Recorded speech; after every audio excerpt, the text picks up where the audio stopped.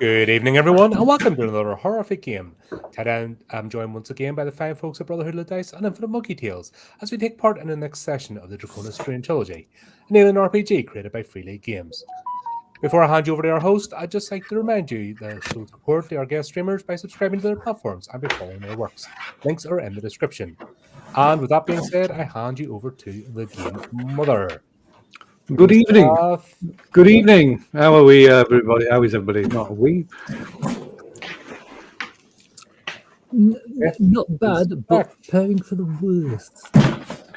Who? Oh, I thought you were asking the crowd how, because you know how we are all doing here, the players at the table. So I'm just waiting for everybody watching to say, "Oh, we're doing good. Thanks for asking," and stuff like that. You bloody well know how we're doing. I'm detecting a slight amount of death. We are nearing the end.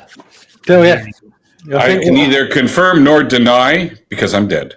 I'm thinking my dream. You were at Force Ghost earlier. I'll admit that, Jake. But yeah, my dream of opening a little sweet shop with my loved one maybe becoming a fantasy. What is the price of treason?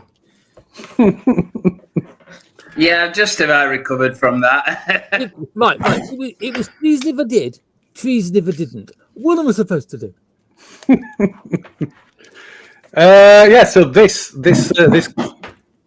could be the final session. Yeah, I think it is. One way or another. Can we make it the penultimate session? That means we'll have 5 more. Yeah. From Penta. I learned that. I like it. last game. That's very witty. Radio. Okay. So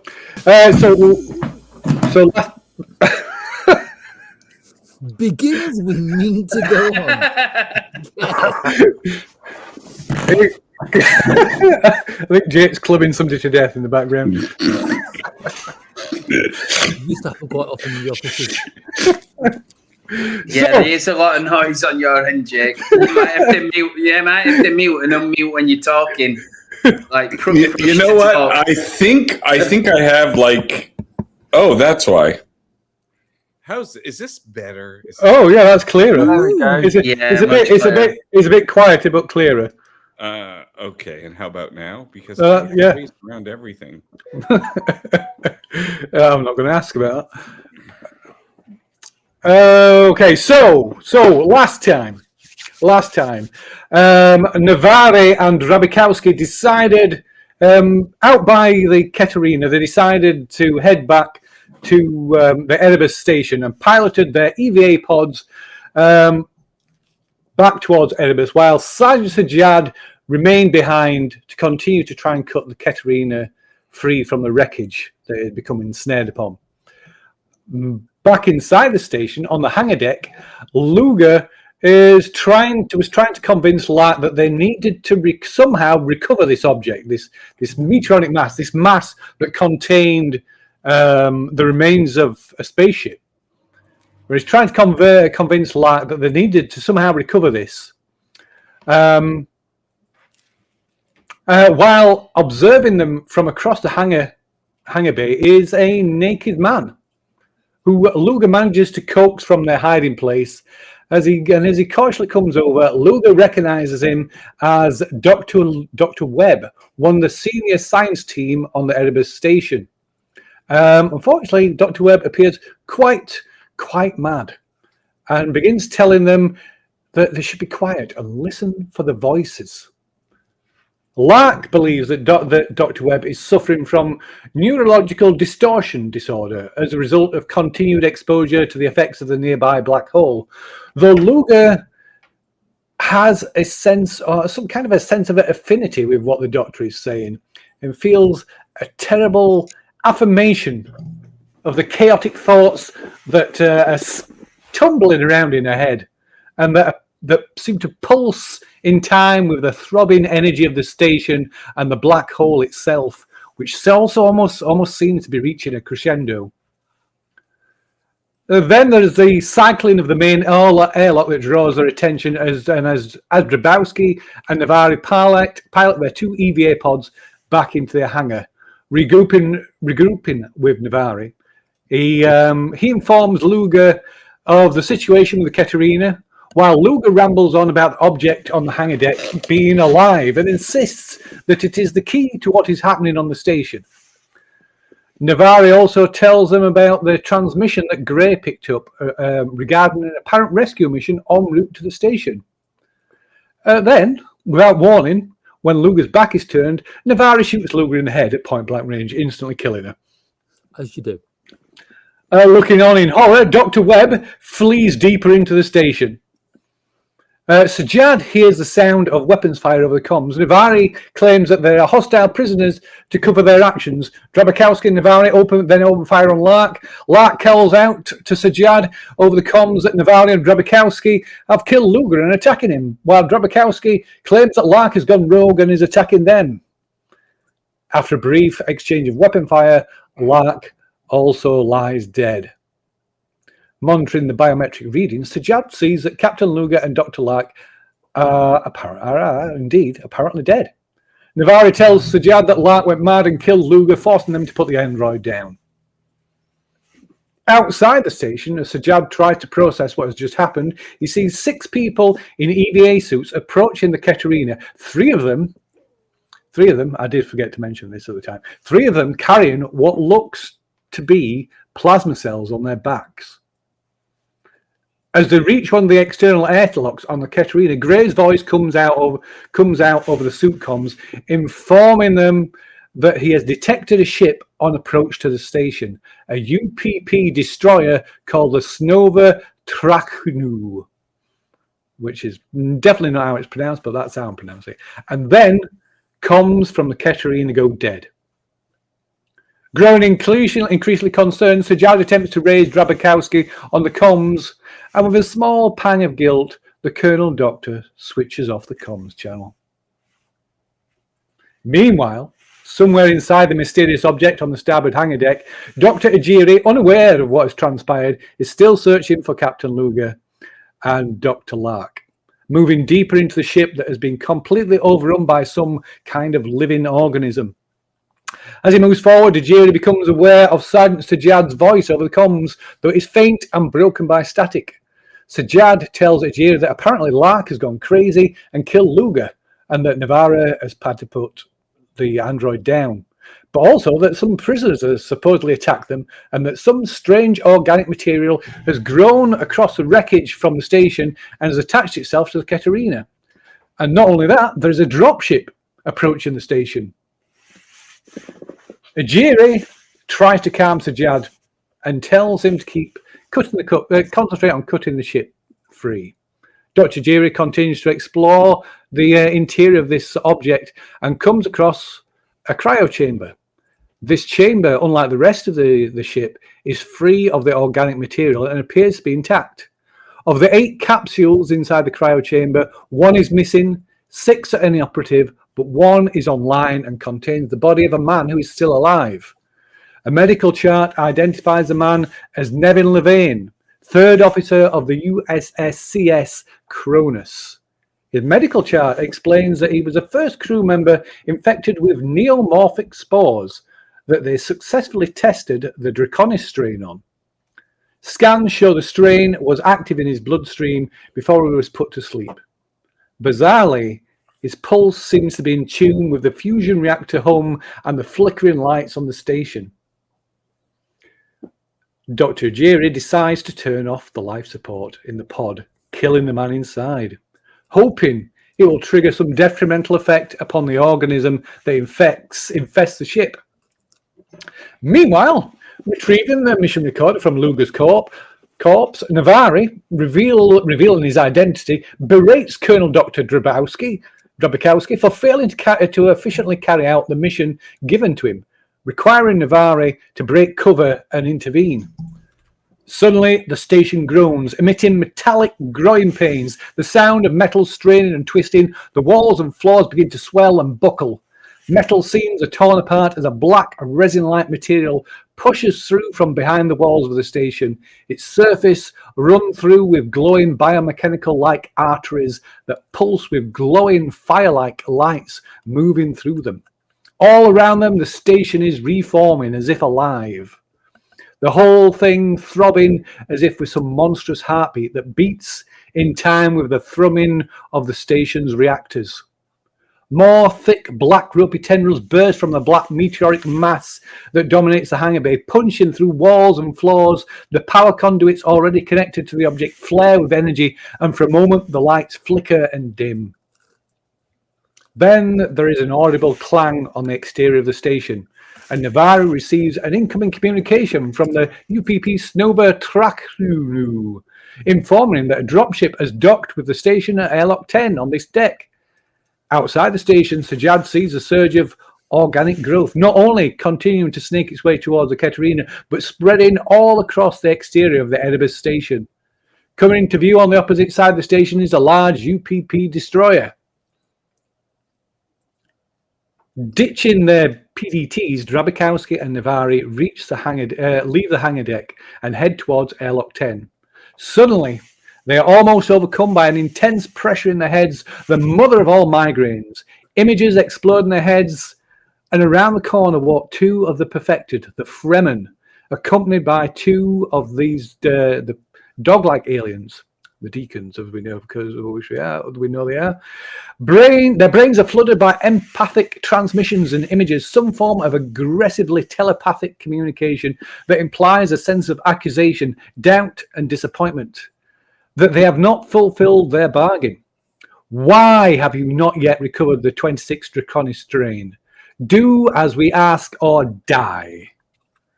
By the time the two men come to their senses, the alien creatures are gone. Then, somewhere ahead, there are screams, a volley of weapons fire, an explosion rocks the station, and a UPP soldier comes running around the corner, almost falling to the floor as they turn to fire upon a huge, multi-armed, starfish-like creature. And that is where we left it. So that, of course, is where we will begin again. And so you three are confronted by this huge creature, which you can see on the screen, hopefully, as it comes barreling round the corner. So we begin in combat. Hopefully the combat thing is going to work this week.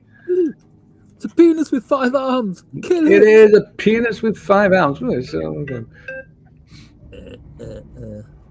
sort of very angry folder with 5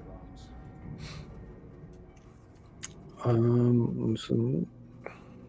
Cuddles. Cuddles. Well, you've got to admit, with 5 arms, he's going to give the best hugs. So if you click on your card, on the card icon in the combat tracker, it'll give you roll your initiative. Oh, we're dead. Okay. Nice name, everybody. Listen. So Sergeant Lieutenant, that's you, Andy. Oh, yeah, Fluger, yep. Right, so I'm barrel around the corner. Oh no, I'm Combat tracker. You've got to roll your initiative first. Hey.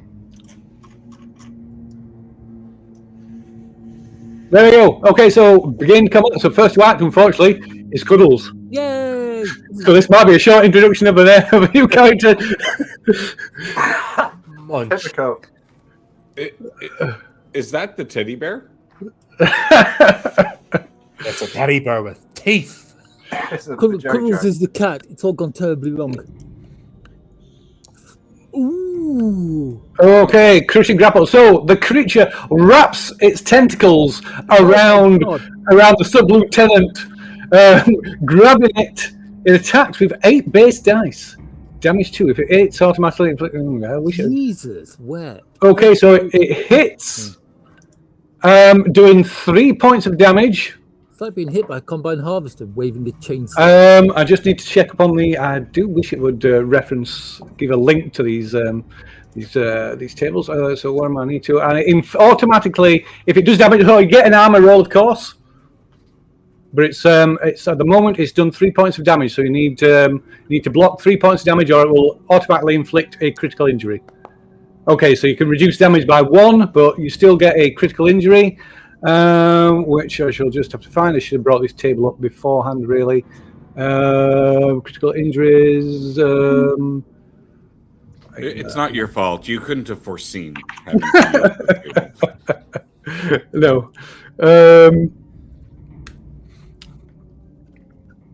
Okay, that's not even on page. That's okay. So critical injury number 33. It rips your head off.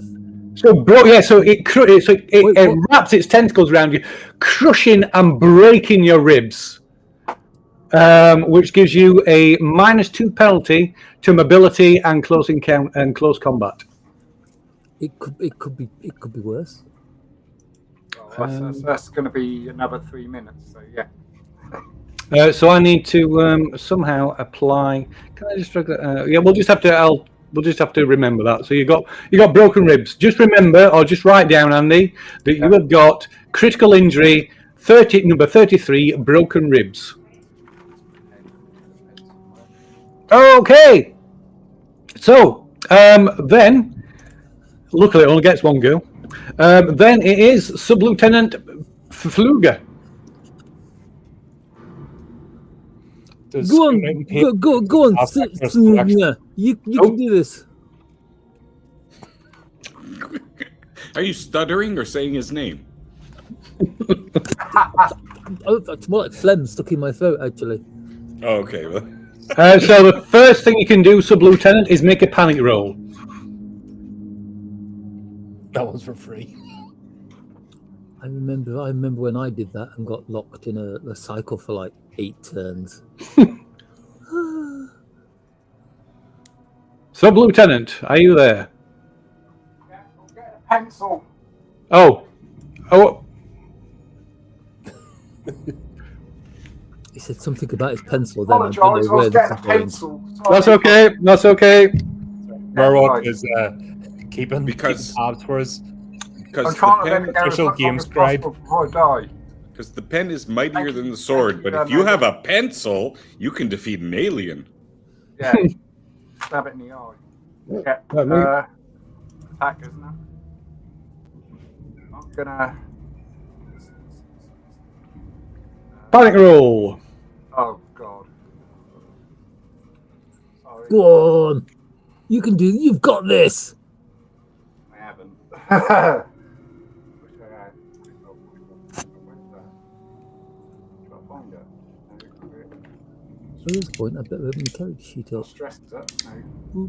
Got my panic roll. Yeah, Andy, I think it's under stress. It's a stress button. Stress. I think you click stress. Oh, thank you. Okay, so keeping it together, despite being almost crushed to death. Okay, so you can now act. You can take a fast and slow action. If you can't remember what they are, on the journal tab, there is a quick reference entry which lists all the fast and slow actions. Well, I'm in a lot of pain now because I've seen my buddies die, and I'm not going to be part of this. And I'm going to go full on, if I can go full auto, with my pulse action sig gun. And try Okay. Okay, so it is you are in engaged range, so it does receive a -1 penalty. So if you right click on your gun, that's inactive at the minute. I'll just make it active for you. There you go. Stress. Oh, Okay, so that's one success. Daka. hopefully that lets go of me. You can of course push it if you want. Oh, what the hell? Okay, right, that's 3 successes now. Excellent. Okay, so and you want to inflict that all as damage. You can spend where are we? Range combat. So you can take it and inflict it as X points of damage. You can ping your enemy, although that doesn't apply because they don't panic rolls and affect them. You can change your position to swap your initiative score with the enemy. So basically, you can go before the creature next time. Yeah, I'll do that. Okay, so you're gonna spend one of your success. It does mean that it's less damage. Yeah, I'll just keep. I just want to get more. I just want just that thing's going to die. I'd rather that die and then I die rather than me than that. Is my camera frozen? No. No, you're okay. Okay. It looks Thank good to me. Thank you. I did say thank you for that. Let me just. I'm just going to move this over. Where's that gone? Can you? Can I move that over there? I'm going to move that over there. There we go. All good. Right. So you're gonna use things to change your initiative and do 1 less damage. So that will do 2. What successes do we get? 3 successes. So that's what. So it's 3 points of damage then. So it's got armor. Okay, armor's ineffective. So 3 points of damage. Penetrate it in the nicest possible way. There we go. Okay. Right, there's kind of a spray of like yellowish white fluid as you open fire on it at point blank range with your rifle. So then I need to change the order. I'm hoping I can drag it and change order.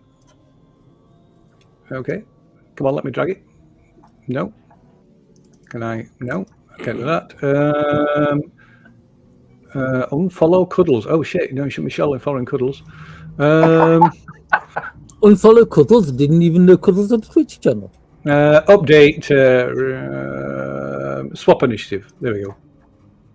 Oh, come on, how do it? Don't know how that works. Well, we'll just know anyway. It's only okay. Difference. Oh yeah, I'll just remember it. It's that's a new option. I'm not sure how it works. Anyway, right, okay, so good. So so then it's Colonel Dr. Drobakowski. Colonel Drobakowski. Ah, there it is. Who's in somewhat of a panicked and slightly unsettled mood, watches this huge thing come around, wrap its tentacles around the neck of this person who's just come running in. The spray of gunfire, the spray of this weird globular whitish yellow substance, screams at the top of her lungs, "I've seen this anime, I know how this ends," and will unlock her QSZ-203 semi-automatic pistol into the alien. Okay. Go ahead. How many shots can I get off, by the way, with a semi-automatic?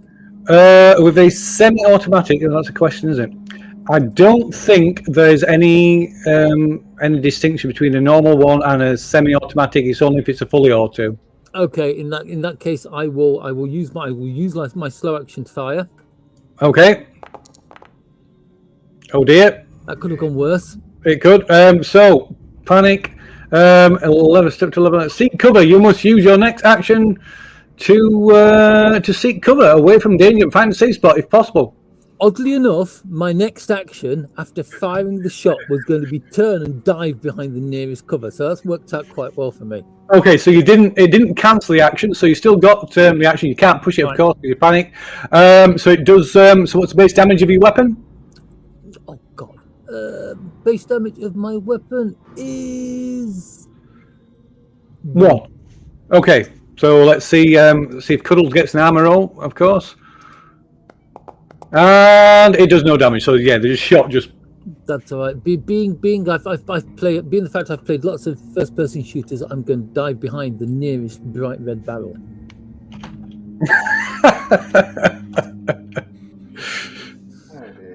Okay, so that was Colonel Doctor, and then it is Professor Hector Navari. It was not really Professor Hector Navari. We should give you your real name now, shouldn't we? Really, I suppose. Colonel Dr. Aberajon. Yeah. Right, I am drawing my harpoon gun, and I'm going to shoot it. Okay. Your harpoon gun. Oh dear.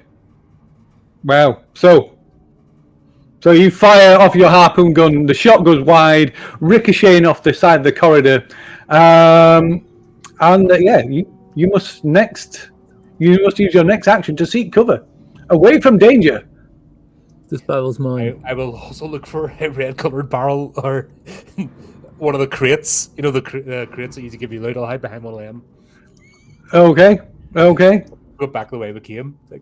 Yeah, so I would say probably the closest bit of cover would be to just back through the doorway that you've just come through. So I'm just going to I'm take not control of it. panicking. You're panicking. Okay, so then it's next round of combat, which although it says Cuddles, it is actually Sub-Lieutenant Fufuga. I am going to use my knife, and I'm going to just go down the middle of it. Okay, you're going to start with your knife. Okay, then go for it. So if you do that, it's close combat. So you have got a -2 penalty on close combat because of your broken ribs. Yeah, Sorry. I'll just use my gun again. Okay, so that's -1 because you're using it because you're currently in engaged range still. I'm going to go for broken ribs. And that's a miss. Or you can push it. Yes. Oh, that's a miss as well.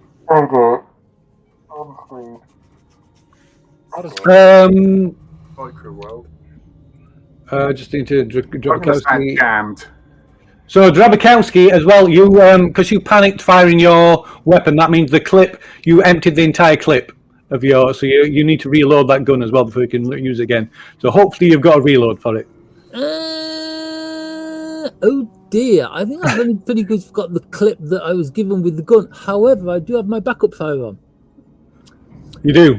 Which isn't the shotgun, because I voluntarily dropped that when I panicked last time. But did you? I'll get rid of that for you then. I did, but I do have my laser pistol. You do. So let's the EVA. Yeah, I'll equip that for you. Which does have a reload as well, but it's obviously starts loaded. But anyway, okay. So go ahead then. Oh, you missed. Sorry. Then it's Cuddles. Okay. I'm guessing Cuddles doesn't have broken ribs and therefore doesn't. No. Oh, it does it again. So Cuddles. It wraps its The testicles around your neck. Sub-Lieutenant again. Oh dear. So you make an armor roll, of course. No. So that means you take 3 more points of damage. Okay. You're on 0, so that means you're broken. So you take a critical injury. So if you go to the general tab and click the roll critical. Good luck. It crushes your foot. You can't run or crawl. Oh my god. Broken ribs, crushed foot. This isn't going well, is it? Okay. So then it is Colonel Doctor. I'm gonna trying to control my breathing, trying to take control of my panic. I'm gonna lean around the barrel and I am gonna fire my EVA pistol at the alien. Okay. Trying not to listen to the slightly moist crunch noise as it pretty much eats its foot. Oh wait, can I use my quick action to aim? You can. I believe so. Can you? Let me just check. Quick as aim is a. Yeah, aim is yeah. So it gives you aim gives you +2. Ooh, get in there. But yeah, you can use your quick action to aim. +2, nice. Fire! What's happen? Oh, you can. Wow. Scream your lungs out for 1 round. Losing your next slow action. As a role player, would you like me to scream my lungs out for the next round? I'll leave it entirely up to you. Oh, I bet not then. So your stress level is decreased by letting out. But every friendly character who hears your scream must make a panic roll. So that means Sub-Lieutenant and Mr. Navarre as well must make a panic roll as well. Sub-Lieutenant, tremble, agility, all skills using agility, suffer -2 modification until your panic stops. Oh my god. That makes him worse. So we're like, Yeah, so everybody's made one. We're not going to do like panic cascading. Everybody only makes 1 panic roll a turn, so that would normally trigger another roll, but we're not going into that silliness. Okay. No, you can do this. You can do this. What, with a broken rib? I can just slide across the floor. The thing about broken ribs is just really painful. So, Navarre, you have only got, so that means you lose your slow action because you're just screaming instead, but you have a fast, so you remain with a fast action. So, dumping the harpoon gun, let me have one shot, and basically making backwards towards the door. Okay, well you can move yourself. You can move up to one zone, which the hangar bay is split into multiple zones. But yeah, you can move back. Of course, if you're wanting to move back into the hangar, that's 0G, so you will have to make a mobility roll. Right.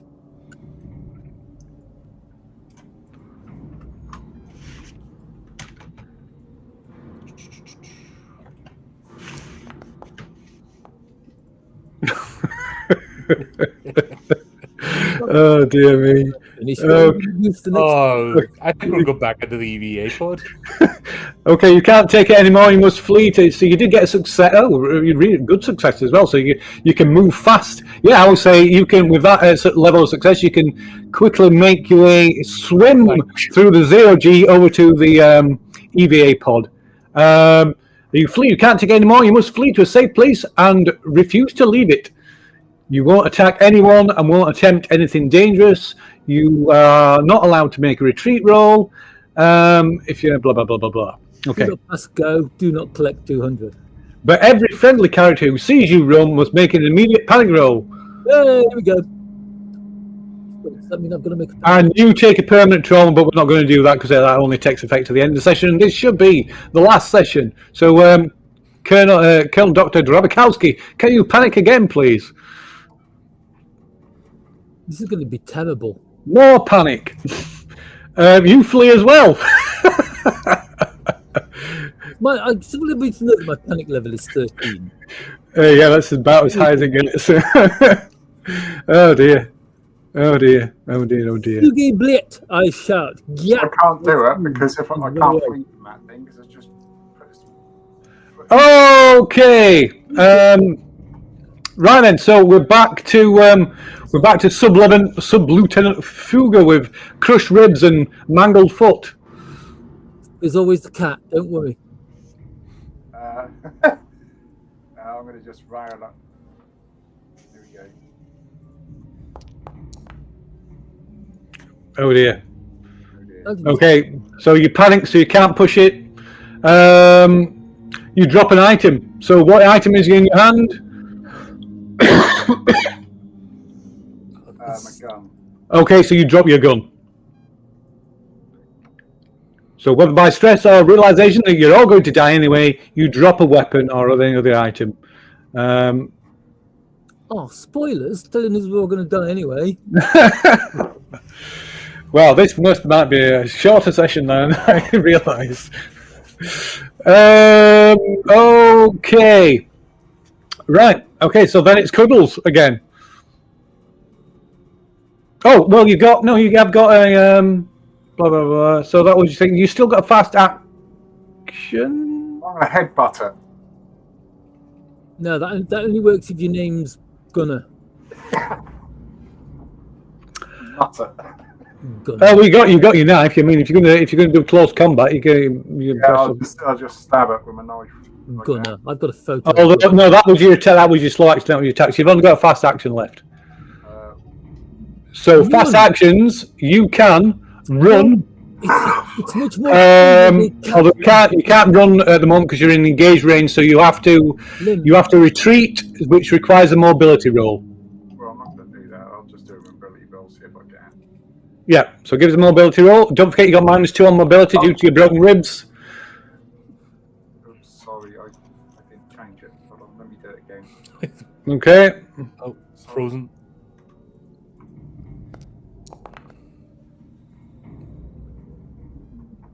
Okay, so got one success, one thing. So you seek cover. So yeah, you break, manage to get away from it, and then you run to go get cover. So I'm going to move you down there just for convenience sake. So you managed to get away from it without it attacking you. Yeah. So regardless of whether you always manage to get away, but success means it doesn't manage to get a freak attack. Colonel Dr. Drabakowski. I do believe I'm fleeing. I do believe you are. Where are you fleeing to, Colonel Doctor? This is a very good question. I was heading back to the EVA pod. Yeah. You did roll out really good mobility checks, so you're already at the EVA pod. Maybe not in the EVA pod. I say there was only one way to flee, wasn't there? Well, you got literally back the way we came. Yeah, into the hangar deck. So you could get into the cargo bay. You could get back to the EVA pods. You could go out the personal airlock, or you could go EVA pod 2, or into the object. EVA pod 2 people. The EVA pods make the most sense. Okay, give it a mobility check then. Closed by difficulty mobility check. This should be fun. Oh dear. Okay, no successes. More panic. Berserk. You must immediately tap the nearest. You must immediately tap the nearest person or creature, friendly or not. You won't stop until the target is broken. Every friendly character witnesses your rampage, and the only so the nearest person to you is the recently arrived Sub-Lieutenant Plafluga. Cthulhu? What? Yeah, that's it. Wait, Cthulhu? Has anyone ever seen that video with the That's snake yeah. that's getting eaten by the frog, and then there's a cat pawing at it? Has anyone ever seen that? No, but I am looking It's at the look on Dialast's like a little face. garter snake I'm or a grass looking snake, at and the this look frog's on. like eating it, and it's trying to get away, and then there's just cat just pawing at it in the head. No, but I'm looking at the look on Dialast's face, so I can imagine the look on the cat's face. You know. Okay, so you have got your slow action, of course, because mobility is movement. So you've gone from fleeing to the way I'm going to look at it is this person has just mysteriously come around the corner, being followed by Cuddles.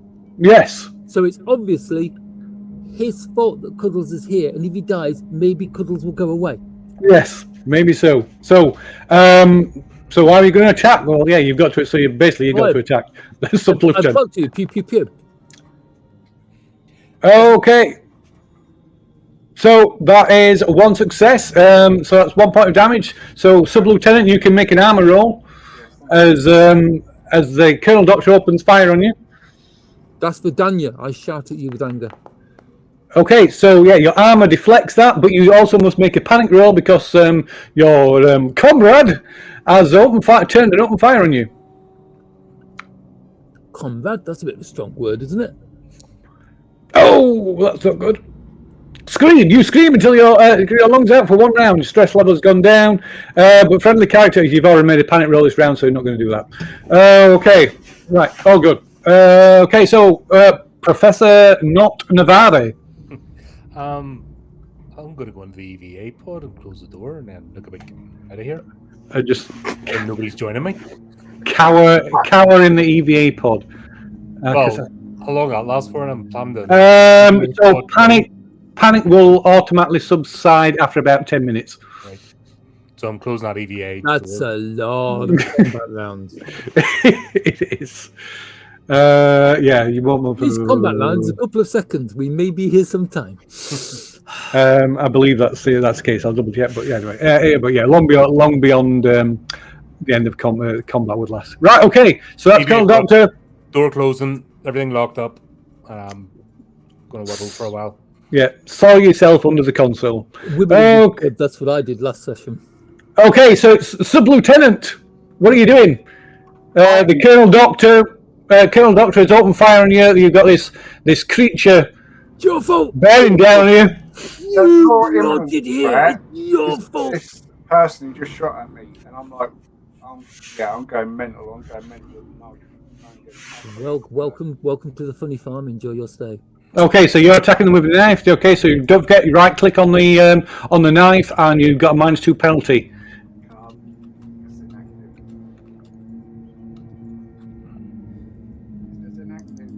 It's inactive. Okay, I will give you the knife. There you go. I've only -2, isn't it? Yeah. Yep. Just channel what you did with a knife during like the previous adventure. Oh, wow. He channeled what he did. He did that last time. Okay, so knife does 2 points of base damage of 2. So that is 4 points. Armor roll from Colonel Doctor, if you got any armor. Me? Yeah. I'm within close combat range. Yes, at the moment you are. Yes, because you were going to flee, but then you went berserk. Inventory, armor.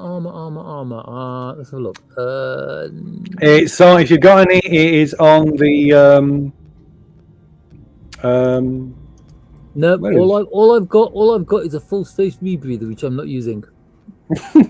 so your armor is down the bottom left under consumables. Consumables, bottom left under consumables. Oh, I see. No, I've got no armor. You got no armor. Okay, so wow. So in which case you take 3 points of damage. I am no problem with that. That puts me on 0. Okay, so then you roll on the critical. Click the roll critical button. Okay, you're punctured lung. First time I've got a punctured lung. Fatal. No, punctured lung. No, you can totally survive with a punctured lung. You've got 2 of them. Yeah, fatal, but you survive. You can survive for a day, which is nobody's surviving for a day anyway. So that's not gonna... This is rubbing his hands going, yeah. Wait till he's talking to his yogurt later. Okay, so sub-lieutenant just like stabs you in the chest, puncturing your lung. And you have got so that gives you a -2 penalty on stamina and mobility checks. Oh, I'm okay with that. I don't think I'm going to be going anywhere anyway. Then it's Cuddles. So Cuddles has followed us to the EVA units. Yeah, he's going to give us a big couple each. Well, you didn't go into the. You started fighting each other before you even. That's where I moved to. I moved to the EVA units. No, you were trying to, and then you went berserk. Then you went berserk. That's what you were going to do, and then you went berserk. Yes, I failed my mobility roll, didn't I? Yeah, you panicked, and so I would say you're probably a little bit further away. I got this image of Cuddles grabbing hold of the EVA pod and using it like a cocktail shape. Or trying to mate with it. Okay, so Cuddles does have to make it. In fact, no, I will say, because this door to the hangar bay will automatically close, so that leaves Cuddles trapped on the other side of the door. So that essentially does, in fact, end combat. Oh, cool, because I'm only berserk until the end of combat. Yes. So yeah, you two are tumbling through around in the hangar bay in 0G with the sub-lieutenant just stabbed you in the chest. I grab hold of the knife by the handle with both hands and knee him in the testicles. Actually, I've got testicles. If she hasn't got testicles, I'll knee her. I will knee her so high and it's so hard in their front bottom that she will feel my knee pad against their diaphragm. Okay. I don't care with a -2. This person has just stabbed me. You just shot me, you bastard. Yeah, but I did it because I was like panicking. You just turned around and went, "Well, I'm going to stab it then." Okay, so you can make a close combat roll then, I guess. I shot you because I was panicking. You stabbed me because you're a traitorous communist murderer. Yes, that's what he called me last week. I'm getting my own. Lee said that as well. Yeah, but he's allowed to. But I think we'll come back to that kneeing in the groin in a moment. Yeah, I've got no close combat skills. So who wants to go next? Does Dr. Ajiri want to go next, or does Sergeant Sajjad want to go next? You can choose. I choose Najiri. Wow. Okay, Dr. Ajiri is. There he is. Yes, I'm here.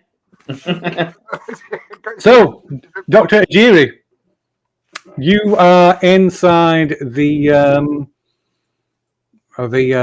what remains of the Cronus. Yeah, I get a longing urge not to go outside, I think. Understand why? let's just drop our pretense and just drag everybody across. No worries. Oh no, that's the wrong one. Is that the wrong one? Well, yeah, I'm a man on this one. That's odd. Oh, there we go. Dr. Tetsuo Ijiri. Yeah, there we go. That's more like it. My plan was to go towards the observation room. As I left cryo sleep, and explore that side of the ship.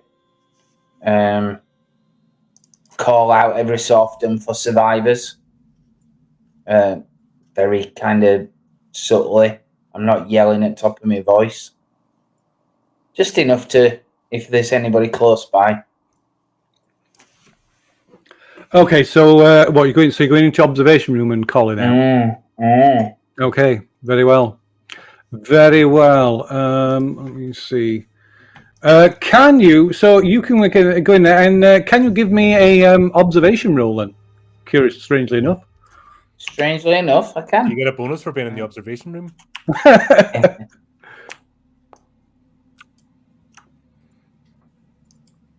All right. Okay. Okay, so you panicked, keeping it together though. So you did get a success. So you're about to call out when you see crouched in the corner, seemingly asleep or dormant in some way.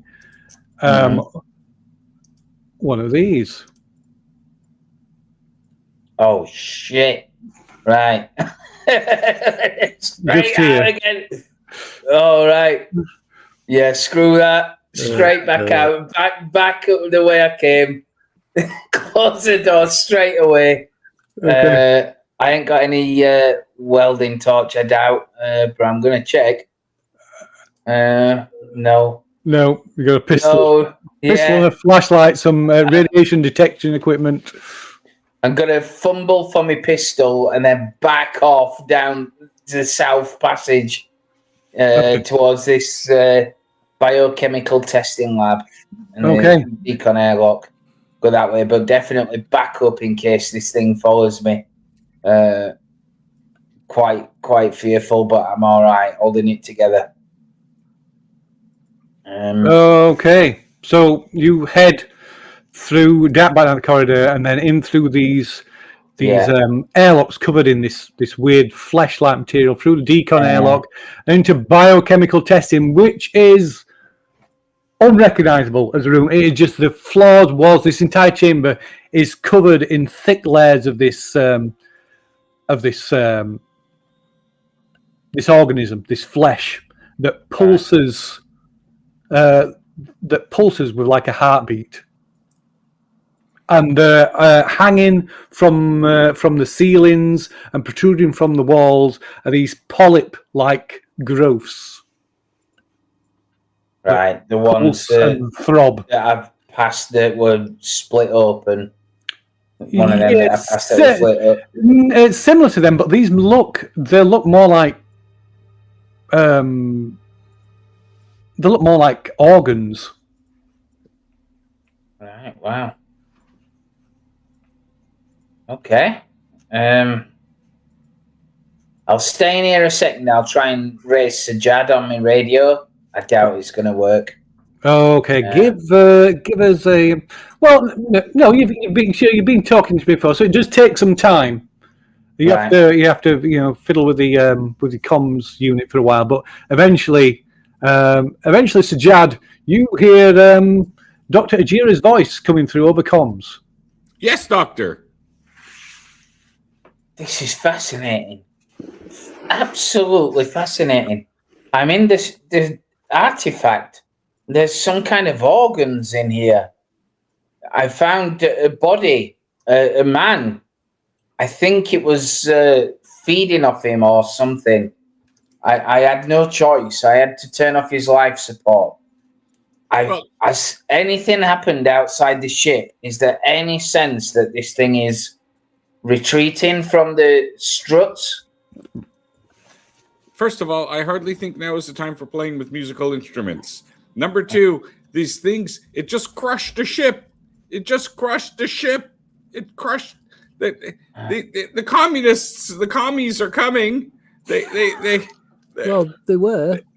They were. They sent a vessel over here. There's a warship outside. I'm gonna head there. Believe it or not, that's our best chance. You got to get out of that thing. You got to get to an escape pod. There's no hope. Cutting these things are useless. There's a communist warship. What about the Ceterina? Can it move? Can we get out? You were meant to cut it free. Get out. I can't cut it. It's not cutting free. Then the commies they had like plasma packs. We could have used that to power the ship, but we can't get the ship free. And even if we can, then we still got to deal with the warship there. We don't know what it's going to do. Our best bet is to go back, report back what happened to their little ship there, so that they know what happened, and we got to get out of here. They're holding hope. Doctor, you got to trust me. This isn't looking good. Not any way. I agree. Things have looked better, and we will get out of here. I also agree the ship is the right way, but there are people on this station. We have to appeal to these communists, try and get these people off. This is, whatever it is, it's way too big. If you're saying that it's still got the strength to crush a ship, there's no hope here. We have to abandon ship. Of course we have to abandon ship. We got this whole thing is going to go into that big plasma star anyway, sooner or later, and this is a problem that's going to solve itself. You got to get the message out, abandon ship. Get the message out, abandon ship as best you can. I can't do it from here with the comms that I have, and everybody, good luck, because I will do that. I will do that. You need to hail the warship and get them to understand that it's a fool's errand to try and take anything off this station. As you've just said, it's careering towards the black hole. This thing is far more powerful than we can deal with. Please make them understand they cannot prioritize the research on this. There are people's lives at stake. Look, if this was the penultimate session and we had 4 more to go, maybe we'd have a chance. But literally, we're running out of time. There's no hope. I know. There is hope of us getting out. I need to go and sort out the prisoners and the captain on the There's nothing to level. sort out. Just put the abandoned ship call. There's nowhere safe. The ship's on fire. That's part of it. I have to go there to do that. And that's what I'm going to do. I cannot leave people on this station to their fate worse than death. If we can get them out, we have to get them out. Please don't forget that. I will be sure to inform your next of kin that you died bravely. It's a suicide mission. To go back empty-handed is just as bad. We're not empty-handed. We are. Don't you understand? The corporation will blame somebody. Well, there's nobody to blame. There is. Who do you think they're going to look at? Not us. Well, we were part of a transport ship. That's all. Things were going haywire as it was. They don't care about that. They don't care about that. They're looking for a scapegoat. That's why we need to get, if nothing else, we can get these people off. There's nothing we can do about what they're going to do, who they're going to blame. They need a scapegoat. I think the warden gone mad. I mean, the warden with his cook and everything. I mean, that was seriously like whacked. I mean, that was like, precisely. That was Blade Runner level, like crazy. I think it's just the fact that he got one hand tucked inside his jumper and he's wearing a Napoleon hat. That was the kicker right there. So let me get him, and then we can. With him, we've got testimony, haven't we? And we've got evidence. He's not going to leave. We've already tried to get him to leave. He's going to stay with the ship, die with the ship, abandon the ship, stay with the ship. He's not leaving. He's not leaving. He's going down with the ship. He's already made that clear. So, Well, Doctor, leave that to me. You deal with the warship. Tell them they cannot take the research. deal with the warship. What research? This whole thing is going to go in a big ball I know. of plasma. I know. That's why I'm going to the people now. I was only contacting you to tell you this is far beyond our control, and there's some really messed up organism in here that's taken over everything. I believe I'm in its innards, in the heart of it, but I cannot fix it. And you can't control it? No. I thought by turning off the life support, it might have done something, and all it's done is get it angry by what you've said.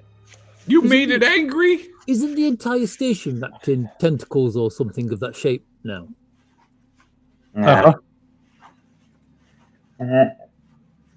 I'm gonna let you go. You talk to the commies, make them understand, and I will do the same with the warden. Like the Okay, station- sounds the good. station's full of vicious aliens. There God are monsters bless. out for I our will blood. try- Let's deal with the Try and comets get to you as soon as I can. I'll try and get to you as soon as I can. Okay. All right. All right. Good Okay. luck. No, I- keep going. You I don't too. want to die. Yeah. Okay, so with that, as that conversation ends, if you want to check your character sheets, because everybody has just received their Act 3 agendas. Ooh. All right. Okay. Apart from Sub-Lieutenant, who only has one agenda. Yeah, die. By my hands.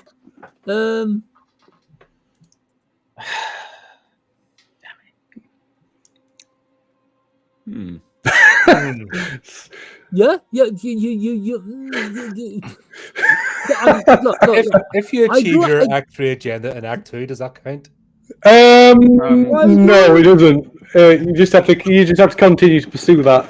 But if you've Yeah, I know what your agenda is. Yeah, yeah, I will take that into account then. Yeah. I kind of already worked mine out and was working towards it. Yeah. Now I've already confirmed. It's just like woohoo. You freaking SOB.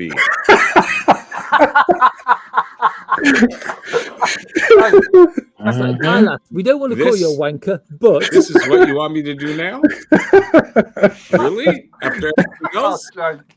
cue the magic roundabout music.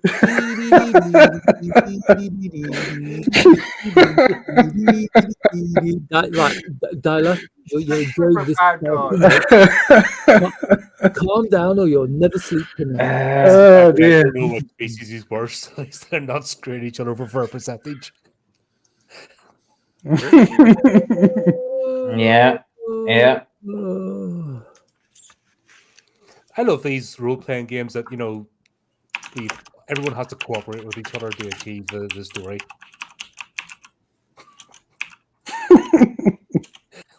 Every other character's like, oh, there's another one. There's another one. I've got to be honest. I've got to be honest. I am totally not used to this type of role playing.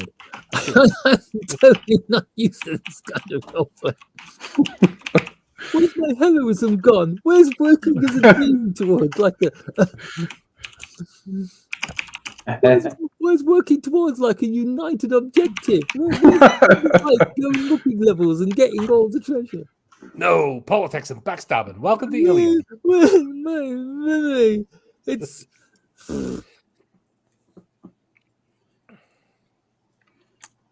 still, it could be worse. Okay, has everybody reviewed their new objective? Yes.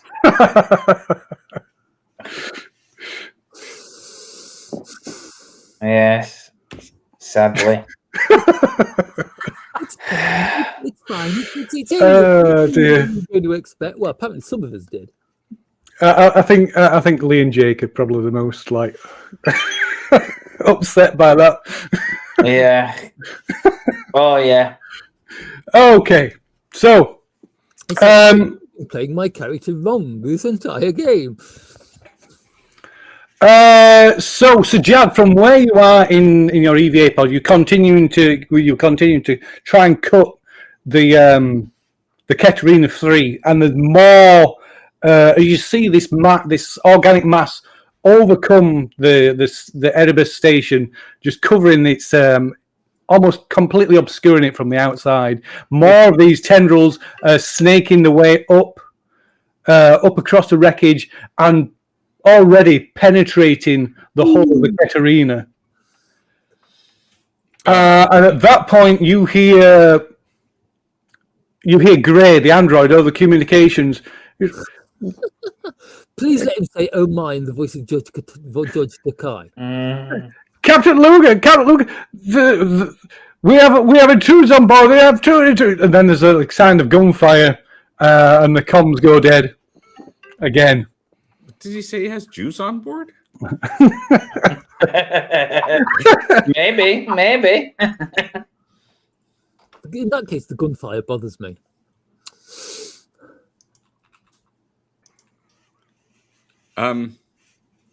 So first of all, not cutting at the entity anymore. Okay. It's useless. I just saw what it did to a little ship there. So I told Dr. Ojiri what needs to be done. And I am going to head to the commie ship, because that's the best thing to do. And I'm going to be hailing them as I approach. Okay. Can you give me a what would that be? It would be a Contact, wouldn't it? No. Give me a manipulation roll, if you would, or an empathy or manipulation. I mean, they both use the same stat, so it doesn't really make a difference.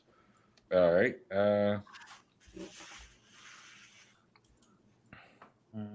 Oh, look at that! Yeah, look at that.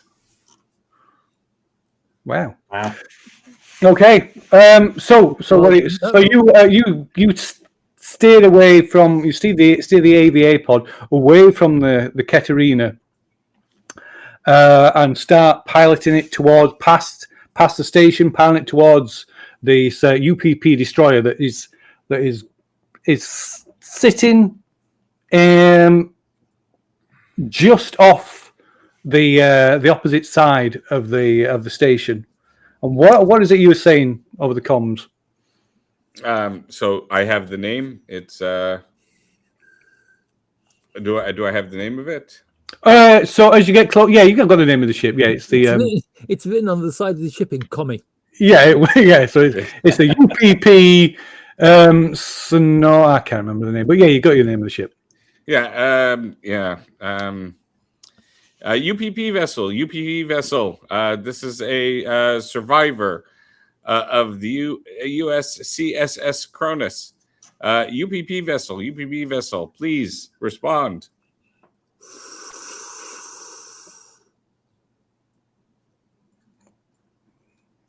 Okay, so there is silence for a moment, and then a response comes back from the Snova Trakru.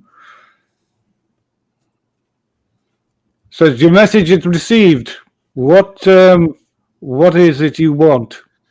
I have information. There's an alien entity on board there, and the party that you sent, their ship has been crushed by the tentacles coming out. You have to send a search and rescue team in a different ship to the station. I repeat, there's some sort of biohazard on the station. It's growing tentacles, and it's crushing anything alive. I've seen it. You must believe me. Says you have information? Yes, we were. I'm a survivor of the USCSS Cronus. We came on a refueling, and well, You may approach airlock LX6 on the starboard bow. yeah, approaching. Why are Russians always? Bye bye, suckers. Okay, so you start piloting your EVA pod towards the airlock, and it opens up, allowing you access to the hangar bay. Right. So, meanwhile, Dr. Ejiri.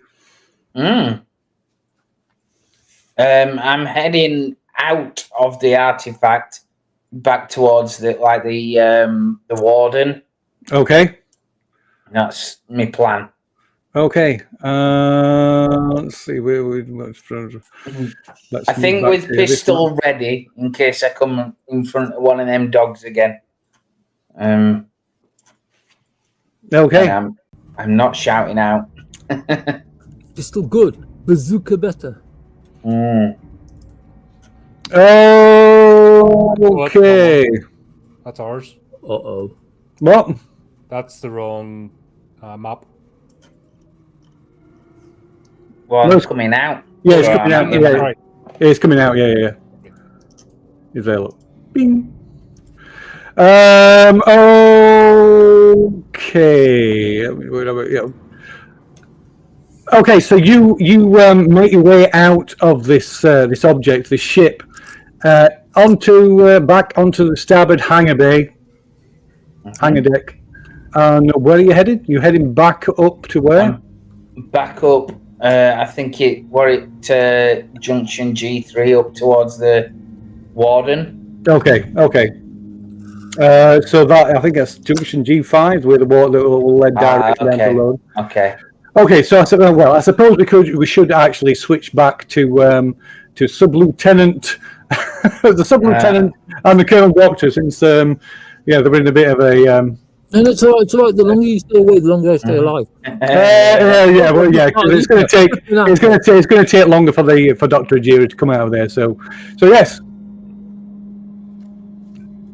Colonel Doctor, what were you doing again? You were punching him, or were you punching the sub-lieutenant, or were you attempting to take the knife from them? Yes. I've got my hands around the hilt of the knife. I'm pulling the knife towards me because that is the only thing that's stopping my punctured lung from actually becoming a punctured lung.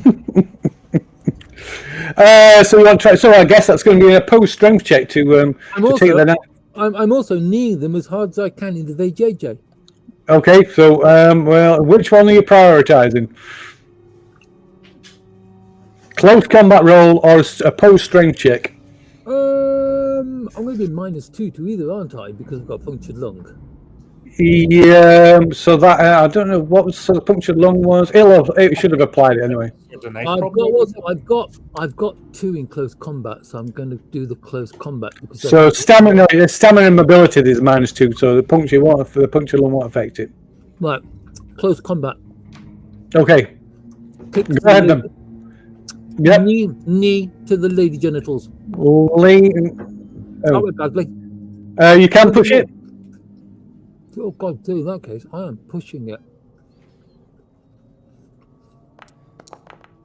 Oh. It didn't go well. It didn't go well. Okay, nothing bad happened though. There is that. So in which case, what is sub-lieutenant doing?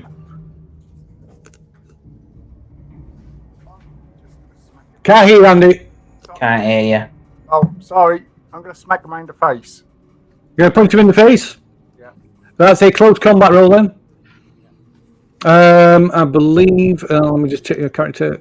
Actually, no, I'm going to use my knife. I can't be bothered to punch. Okay. From a knife. He's going to make a test to pull the knife away because I'm clinging onto that knife. Okay, so yeah, if he's holding on to the knife, then you need to make an opposed strength check.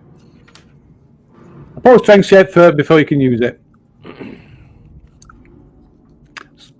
Wait, what was that? Why do you want me to roll strength check? If I click on stress, it says roll stress dice. Strength. Oh, I did roll strength. No, I know. Yeah, I know you did. I'm clicking on strength. Roll stress dice.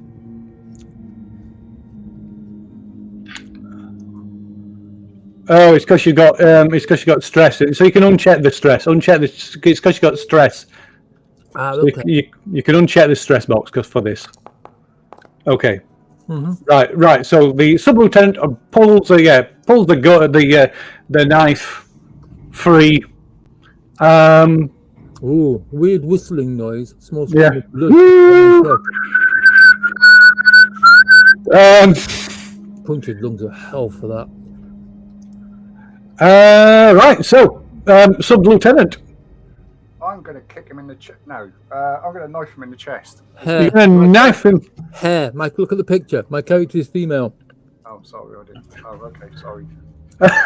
Go on, then. That's a close combat roll. It was big me a little bit better. -2. We take your -2 off. You're sorry about misgendering him, but not about punching him? Her? Stabbing him. He's used to punching women Wow. in the face. Did you take the -2 penalty?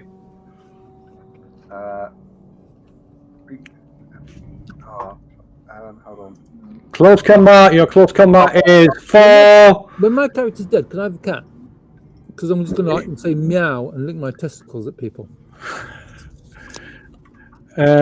Close combat is 4. No, I don't think you did. Yeah, I don't think you did. You can't have done now because that's a lot of dice. 1, 2, 3, 4, yeah. Okay. Okay. So that is 2 successes. You can make a. Colonel Doctor has not got any armor. So that is you're stabbing him, would you? No, he's slapping me. Yeah, I slapped him with a knife with a pointy bit. Oh, okay. Oh. In which case you need to make another critical injury roll. With pleasure. Colonel Doctor, growth critical. What was that? Crippling pain. Excuse me, my character's a woman. She suffers from crippling pain. for 3 Crippling days month. every month. This is nothing. Okay, so yeah, it stabs you again. You're enduring crippling pain. Stress level increases by 1. Okay. Dr. Navari. I continue to wobble. Okay. Wibble. Right, and Colonel Doctor. Me again, I've got crippling pain. What does crippling pain do? It gives crippling pain. It just increases your stress level. Oh, fair enough. In that case, at point blank range, being the fact he wasn't smart enough to disarm me. I was sorry, she wasn't smart enough to disarm me. I will shoot her with my laser gun. Okay. You've got no bullets for it. It's a laser. It doesn't use bullets. It's a different weapon. This is. It uses a battery. I ran out of bullets with one gun, but I had 2. Go ahead then. Right, what bonuses do I get for point blank? Something like an instant kill would be nice. Well, no, I technically got 2 successes on you, and that didn't instant kill you, which is BS. No, all it does, it takes you down to 0, then it's crits. It's crits, yeah. It's the crits that kill Oh, you. wait, I get 2 actions, don't I? You get a fast and slow action. Right, I'll use fast action to aim. Okay, right then. So that will give you +2 then. Do I get anything for it being point blank? No, because you kind of engaged, so it's kind of like I will go with that. Okay. I'm going to roll badly anyway. Okay, so that's one success. You can push it if you wish. I'm going to push it. Oh. Everything's going on that. So 3 successes. So I will put them on extra damage. My gun has a damage of 1. Okay, so he's already down to. So he's already down to that. So it actually doesn't make a difference. So that's critical. No, I didn't. I haven't rolled my armor yet. Oh, sorry. Go and roll your armor. His armor. Yeah. That can go That well. was a critical. Roll a critical. Mind you, if it had soaked 2 points of armor, it would still have been a critical. Yes. Oh! Ooh! Winded. The impact of the laser, that's how that works, has winded him. Yeah, some of the critical injuries are a bit weird. A bit of a little tummy ache, yeah. Yeah, he tried to run away so hard, he's winded himself. Also, she's tried to run away so hard. I'm floating away. Yeah, boy. Tumbling, mate. Zero G. This is how it should be. Radio. At least I didn't panic and empty the bloody clip this time. Right. No, I'm gonna check this.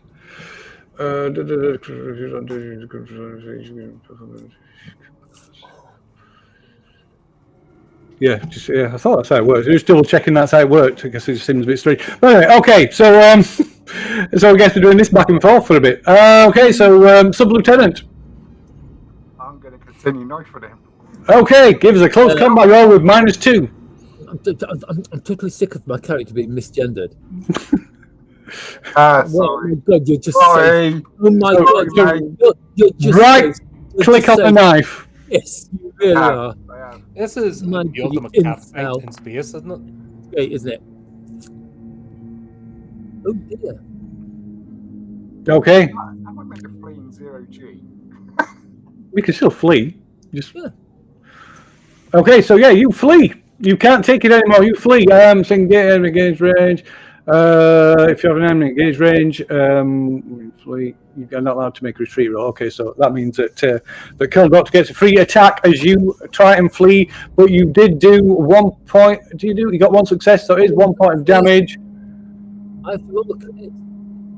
Sorry. I have to roll a crit because I've got no armor because he did 1 damage. Yes. Yeah. Another punctured lung. You punctured both your lungs.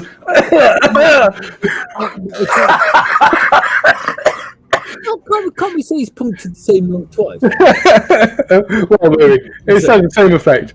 And then the Sub-Lieutenant panics and flees. So you get a free attack against the Sub-Lieutenant. He should panic because he knows he's going to die. She knows she's going to die if she keeps fighting me.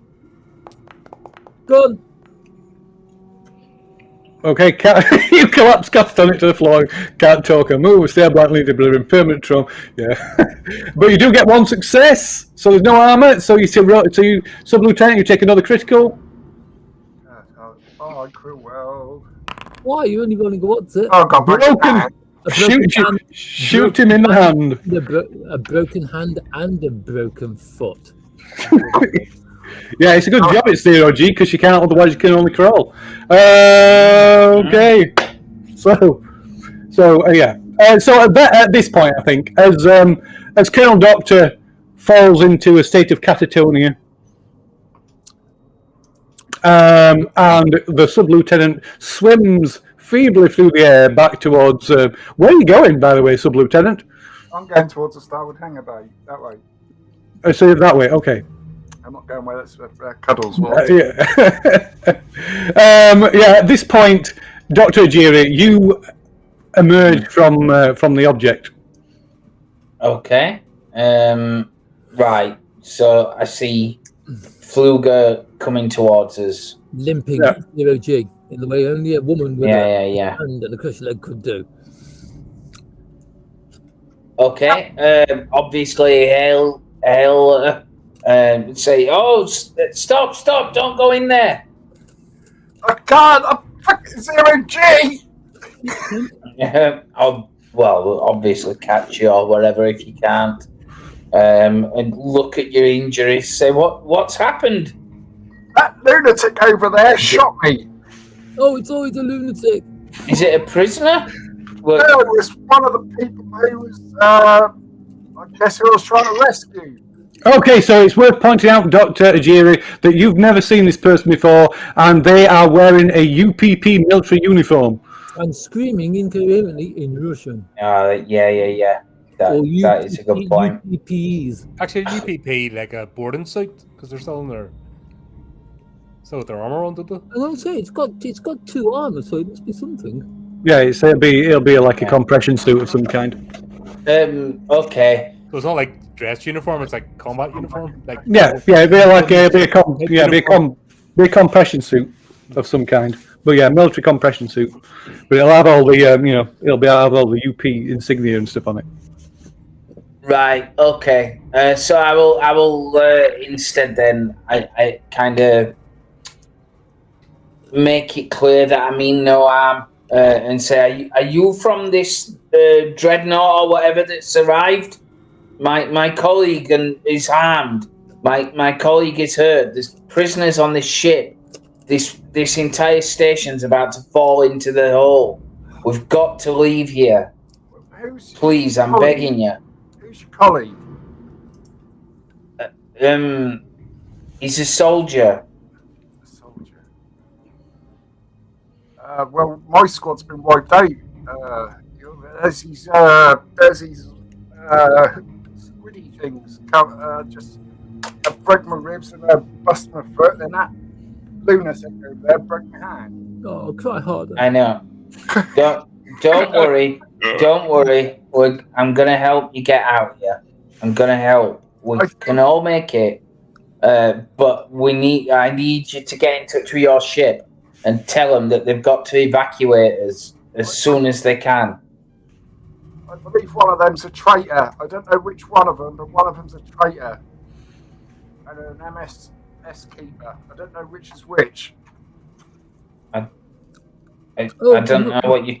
When you say lunatic, can you say as in say country person, like countryman? Your country, one of your countrymen, attacked you because you stabbed them in the lung.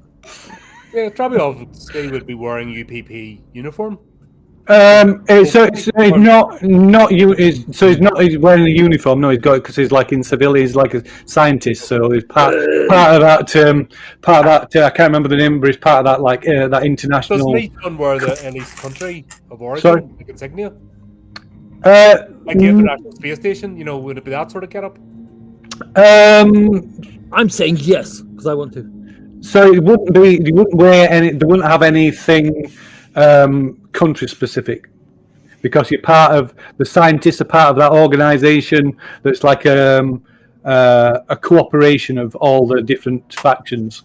I can't remember the name of it, but it is. No, I can't. Yeah.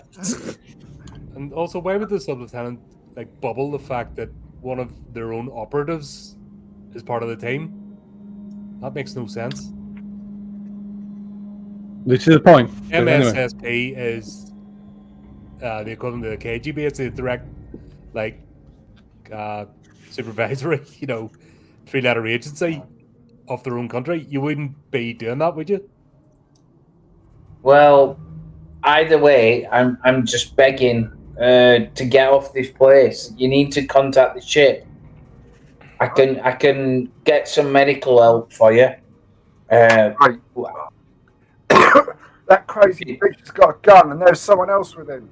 Whoever that was, ran off. Can I see Draconis?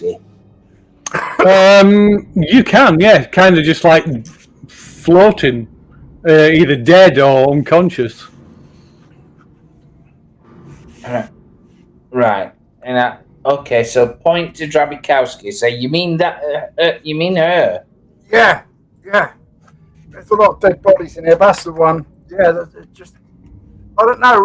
There was a squid thing attacked us. There was 2 of them. There was that person, whoever that is. Someone else. The other person bolted through there. I don't know where he is now. Or, just bolted. Right. Okay. Well, if you wait here, I will get the other person. I know who this is. They're part of my team. They must have thought that you were meaning them harm or something. I don't know what's quite happened, but I promise you we will all get out together. I just need to check on my teammate. Are you okay? You're not bleeding significantly or anything like that, are you? Your suit isn't pierced? 2 broken bones. Yeah, they'll heal, I guess. Maybe. I will give you some medical help. I just need to make sure what's happened to Draconis. And that, so I'll push off and float that way. Okay. So meanwhile, out in space, but in Sajad, in your EVA pod, as you're piloting towards the UPP ship, currently probably going over the top of the station. You see the engines on the Katerina suddenly start to power up. And the thrusters fire at full throttle, and whoever is piloting it attempts to pull the ship free of the wreckage, and it strains again. It begins straining against it, and you see more of these tendrils suddenly like snake out, you shoot out from the station up the wreckage, grabbing hold of the Katerina, and as the engines go into full thrust, it rips the side of the rips a huge hole in the side of the Katerina. And you can see like the debris is like there's a massive explosive decompression on the side of the station, and as it kind of like spins out of control, more of these tendrils just lunge out and just grasp the Katerina, wrapping around it and pull it, despite the fact that the engines are fine, just pulls it back in towards the station. My poor ship. I mean, you made the decision kind of difficult at the beginning. Made it much easier. I'm recording this, so I'm making sure that I get a good recording. At this point, documentation is my friend. None of it was my fault. You gave me like a little. You gave me a little hope there for a second. Then you snatched it away, okay, all right. Okay, so I could learn to say "Jawohl, comrade." So as this happens, the whole station starts to groan and sway. The floors buckle and shift. The reactor reverberates in your chest. For those people who are still on the station, the reactor reverberates in your chest, echoing your own heartbeat. Flesh-covered metal bends and stretches like a wizened grizzly bear waking from a long winter slumber. Dangling pods throughout the station pop and splash their living contents across the floor, birthing more multi-armed monsters. The pipes on the walls pulse like arteries. The station sighs a hot, fetid breath that blasts through the corridors. The proto-hive has transformed the station. Erebus is alive, and the biomechanical behemoth yawns. I'm all right. I'm unconscious. God has judged us, and he has judged us worthy to receive this gift to humankind. Let it go and explore and spread its tentacles throughout the galaxy. I don't want any tentacles spreading in me, thank you. As if in answer to your prayers, a prophecy. Maybe this you have spoke a prophecy, because as you say these words, you slowly pilot heading towards the UPP ship. Well, not slowly, but yes. Yeah. You see the station, Erebus station, is covered, just completely covered in this organic matter. The trawling arms of the station suddenly twist and bend and reach out for the destroyer, embracing and crushing it. No! The UPP ship? Yeah, this UPP destroyer, they're like trawling arms, the energy collection, just like twist like arms with this organic material, twist and like grab and crush and begin crushing the destroyer. And you can hear, and so Jad, you can hear over the comms. You've still got some like communication going on between you and the destroyer as you're approaching this to dock with it. And there is panic. The crew of the destroyer are like fly into a panic, and you hear them launch retaliatory strike, and a series of volley of nuclear warheads launches from the UPP ship. No! Oh dear. What the? No, Firing, hitting the Erebus at point blank range.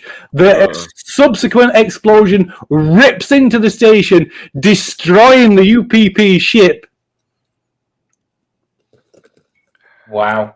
And the cell block, deck F, and the boom and starboard side of deck H are just just destroyed, ripped apart and vaporized in this nuclear explosion.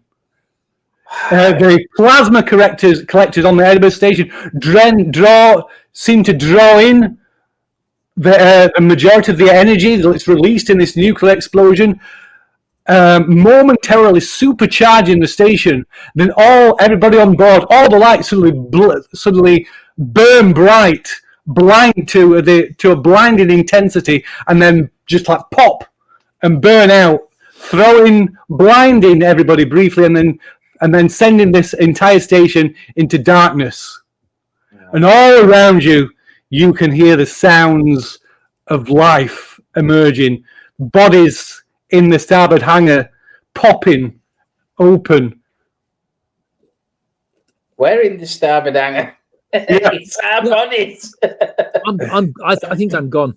And you feel the station lurch, and from outside the station, Sajad, you see the thrusters begin to fail on the station. The force of the blast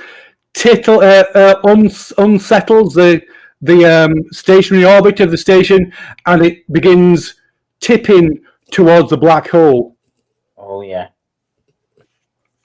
If only I still had contact with Dr. Navari. He was the smartest of us all. He'd know what to do.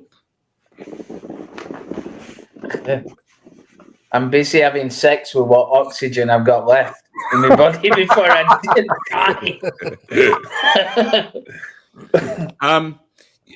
As I see things like exploding out from the ship, do I notice any of the bodies of the UPP officers with those plasma packs floating around in space?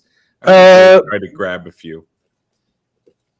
Oh, well, the ones that were on the people went onto the Katerina. Yeah.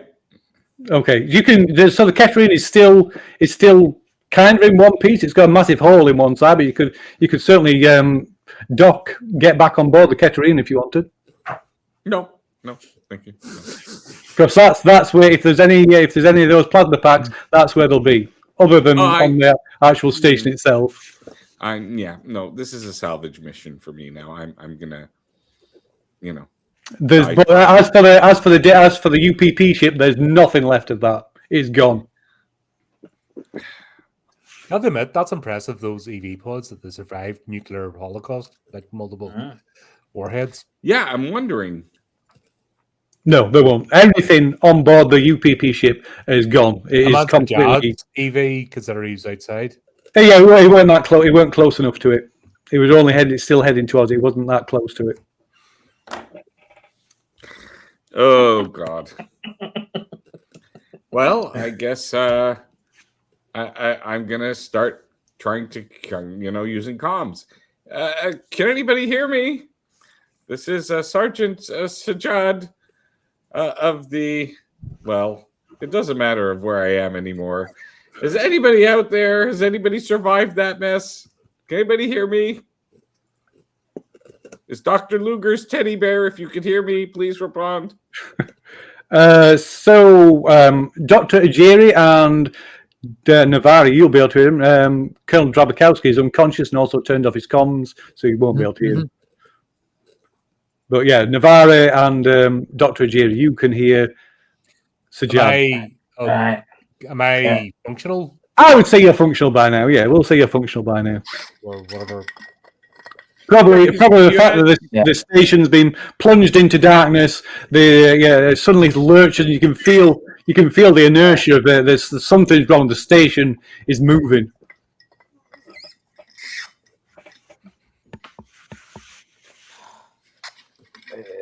Just you hear deep breaths and struggles, and then oh God, another one of those calls. Yeah. I told you I'm using the time that I've got left to maximum effect. The entire station is covered in penises and looks like the weirdest sex toy you have ever encountered. It does. I'll just go. Everyone get in the EVA pods. What was that? I'm far too busy dying. That is our Lord and Savior. That's the manifestation of the purest being that has ever come into creation. That is our judgment day. Right. Oh, I sorry, can't wrong see a thing. franchise. I can't see a thing around here. What's going on? I'll start powering up my EVA and switching lights on. Okay. So can you see the lights? Can I see the lights? Yeah, so it's just over here. So yeah, you see the EVA pod. I do. I see them. Right. Uh, There's two more. Sajad, can you make it to this docking port? What the fuck for? Getting these EVA pods. I don't know what the fuck's happening. So of course, Sajad, you're already in an EVA pod. Well, not only that, but I mean, I'm at this point, I'm looking for anything that's been blown out of the station that I could possibly retrieve. I'm specifically looking for oxygen tanks, plasma packs, energy packs, anything that will keep this thing, with enough power to keep me alive until, the inevitable rescue ship arrives 2,073 years later. There Okay, is so- a GA ship on its way, but I don't think it's going to matter. There isn't. There's life, there's hope. I'm going to still try. And This- I'll be able to observe this wonderful being, this perfect God-created creature as it Right. meets So, out not going to God's say exactly, judgment. but can we load up an EVAs and leave this? So the EVA pods have only got a limited power supply. They are not, and they're certainly not equipped with Extended life support. No, but we Yeah. can get outside the space station. You can get outside the space station. They've got no cryo capabilities, and they've got no Can we- FTL drives and stuff. But you we can do get that? outside the station with them. Yes, certainly you can. Will you just load up the two other ones and get outside the station with me, please? Mine's equipped with an I- Epstein drive. I'm taking Drabikowski and Fluger, is it? Yeah, to the pods. Okay. So yeah.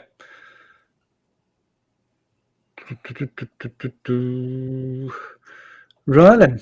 So I think in which case we're going to use this.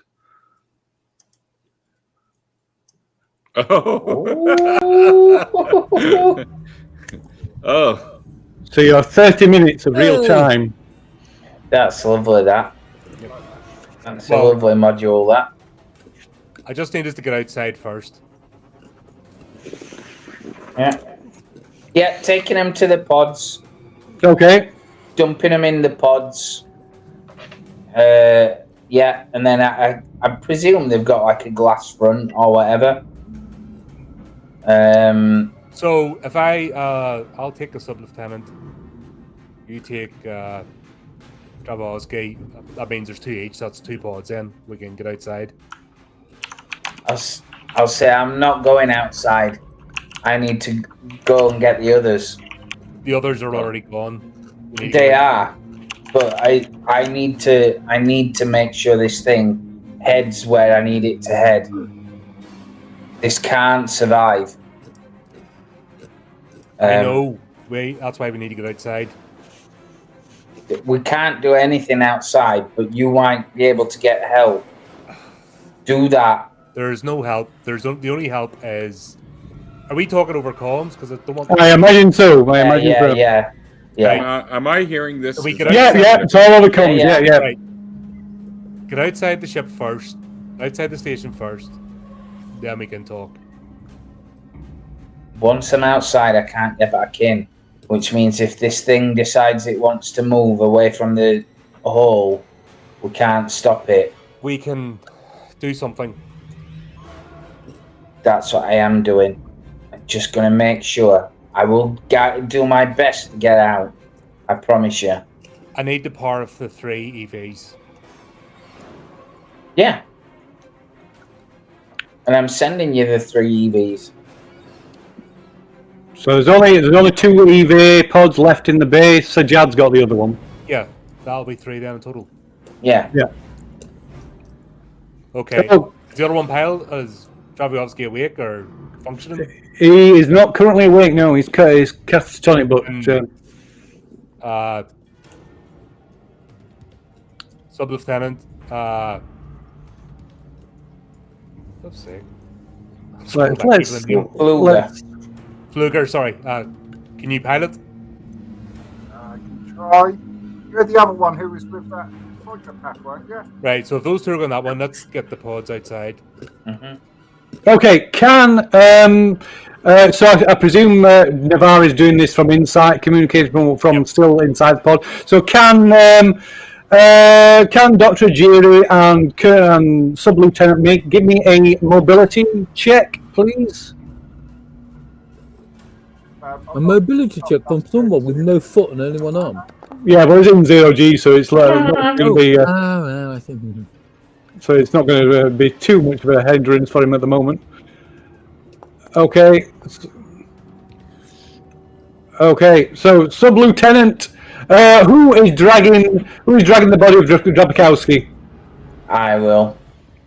Okay, so you sort of swim over to Drabakowski and grab his body and start moving towards the second EVA pod, close behind the Sub-Lieutenant, when one of the deacons, like crawling, only small, but because it like emerges from the broken body of one of the prisoners, it comes sort of swimming through the air towards you. Right. Shit. Okay. Feel free to throw me at it. Oh, I know. We'll have to try and shoot it, I guess. Nothing for it but to shoot it. Okay. Yeah. Okay. Hang on a second.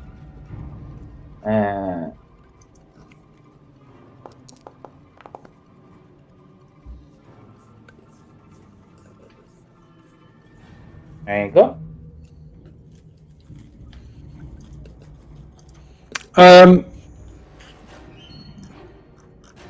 All right. Okay.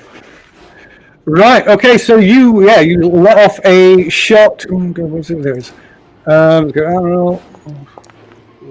Okay. Yeah, and the shot just like ricochets off it. Right. And then it kind of you try and swim away from it. You can give it another mobility check then. And if you get successes, who am there? I don't know. Oh, I rolled that. Fine. Okay. Right. Okay. Okay. Yeah. Right. So yeah, you manage to sort of twist and swim. You kind of twist your body out of the way as this creature comes sailing towards you, and just narrowly missing as it lets out this screech, trying to grab hold of you. But you manage to twist your body out of the way as it kind of like tumbles through the air and bounces off the wall. And then you all manage to get to swim over and grab hold of the EVA pods. I have no option but to get in the EVA pods, I guess.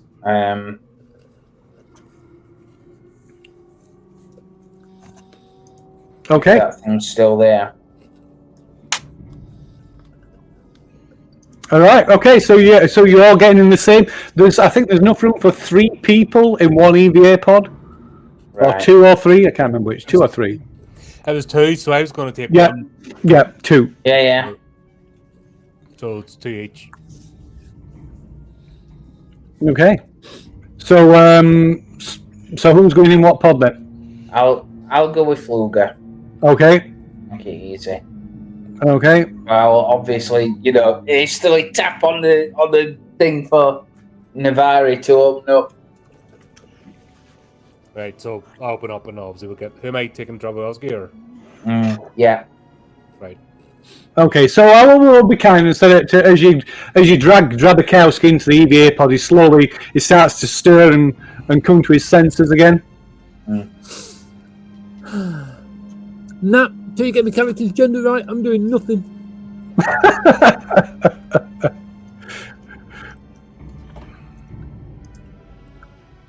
Right. So let's get outside. Okay. Yep. Sure. Last Join me out. outside. The weather's fine. Yes. So what is Sajad doing? Well, what am I finding to scrounge at this point? Oh, give me an observation check. Can do. And for every success you get, Don't worry about it. you can push it, of course, if you wish. Could have been worse.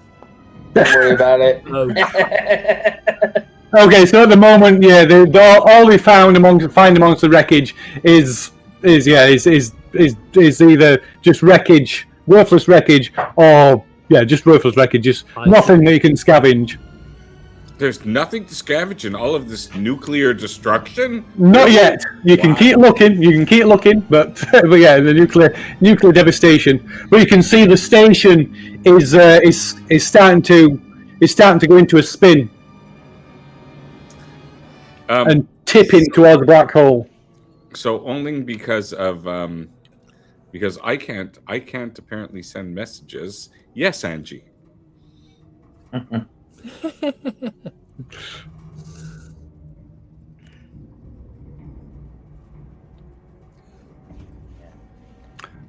So what's Sajad doing then?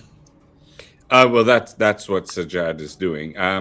Trying to see if he could, if there's anything in this EVA pod that will allow me to detect if I'm getting too close to radiation or where it might be safer to go than not go. But I'm in scrounging mode, and I will obviously put my, emergency beacon on as well, unless that uses power, in which case I won't. And I'm going to start to do everything that I can to conserve power. I'll call over to the radio for Sajad if you meet us at the docking port as we come out. And then what? Just, would you do it, please? What's the plan, Doctor? When we get outside, I'll explain. What? Yeah, okay, I'll meet you there. I'm not meeting him there.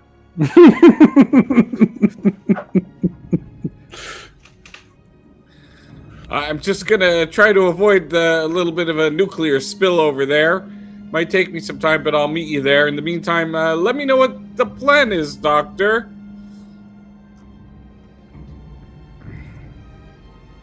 So while he does that, I'm getting prepared with the EVA to start exiting.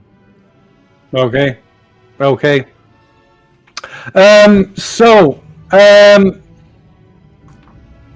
as you do this, the Erebus begins to enter a severely decaying orbit around the ablation black hole, and its hull begins to buckle under the immense pressures. Everybody on board the station can increase their stress level by 1. Yeah, this thing is beyond the event horizon, innit? Yeah. Yeah, there's no coming out of this. Spaghettification! I don't need to make sure that it's going in. Okay. Are you piloting the EVA pods out of the docking port? Okay, so as you approach the docking port, you realise that the power has failed on the airlocks, and they will need to be manually overridden. Oh, right, we're Deacon outside. Wonderful. I'm gonna go on. I'm gonna say I'm gonna switch comms off. So switch your comms off, Jerry, please. Did we just hear him say that over comms before he switched his comms off? Or did we hear it over Jerry's comms as he told him to? I think he means in game. Do you want to take earplugs out? Yeah, I'm telling him to switch his comms off, but obviously, I'm Yeah. doing like that. Okay. What Right, I'm saying is, if that's the case for our pod not to hear, do you want us to take out? I think, Alexia, I think we can agree to not play on information, can't we? Yeah. At this point. Right. Jerry, have you heard of ironfish? No. But we need to get out of here. Now's not the time, really. I know. Right, okay, right. Yeah, there's some traitors on here who almost killed myself trying to. Yeah, they got something which is in the wrong hands. Yeah, I think one of them tried to kill me earlier, and I think the other one is with the other escape pod. I don't know how we can't get it now, but we just got to stop them from getting out of here. But our main I'll go and do. I'm pretty much fucked anyway, mate. I'll go out there and do the clamp. Just carry on what I said to you, please. Stop them from getting out. Okay, so is Sub-Lieutenant going to try and override the airlock then? Yeah. Okay, so you exit the pod, kind of drag yourself, swim across to where the control panel is, and you can make a comms tech roll. Comtech. Yeah. I'm not very good at that, but I will. No. And you can push it if you want. Yeah, I will do. Oh dear. Okay, so so we're going to use it. You're going to use a non-combat. I'm going to use a non-combat one for that. That was Comtech radio. What's your stress level again? Sorry. It is 14. Oh, stress level's 3. 3. Okay, so we're on 2, 3. Okay. All right. So, right. So you like trying to override the control panel and rewiring it, opening the panel and begin rewiring it, and something sparks, and you see the lights, the warning lights flash saying the airlock is open, but both doors, both the exterior and the internal door, open at once. Ooh. Right. You can give us a mobility roll, Sub-Lieutenant, with a -2 to try and grab something before being sucked out into space. Technically, I've got a. Hold on, let me check my skill because it says mobility of 0G, which gives me +2 on that. So that overrides it, yeah? Okay.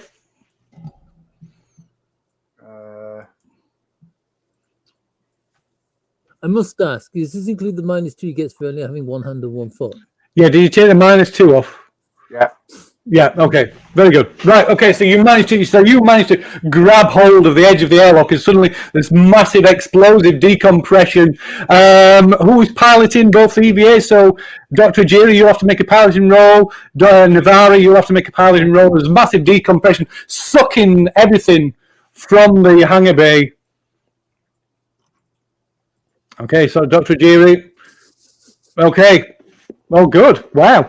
Okay, so yeah, so as the EVA pods are just wrenched from where they currently sit, battered against the side of the airlock, and sucked out. You managed to maintain control, and not totally just crash and total the EVA pods. And Sub-Lieutenant, you see the pods sail out of the hangar bay, out into space.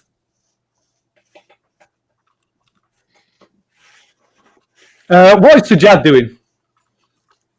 I think he took his earphones off. Oh, yeah, but he didn't have to do that. Yes, you didn't have to do that. I don't know. We've done it before. I got. Yeah, it's okay. So you, from outside, you see there's like a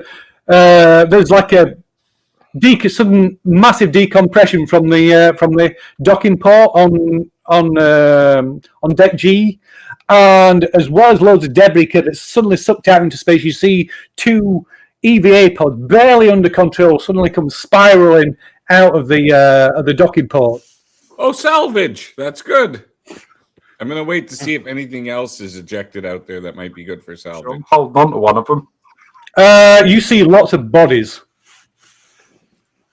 Well, okay.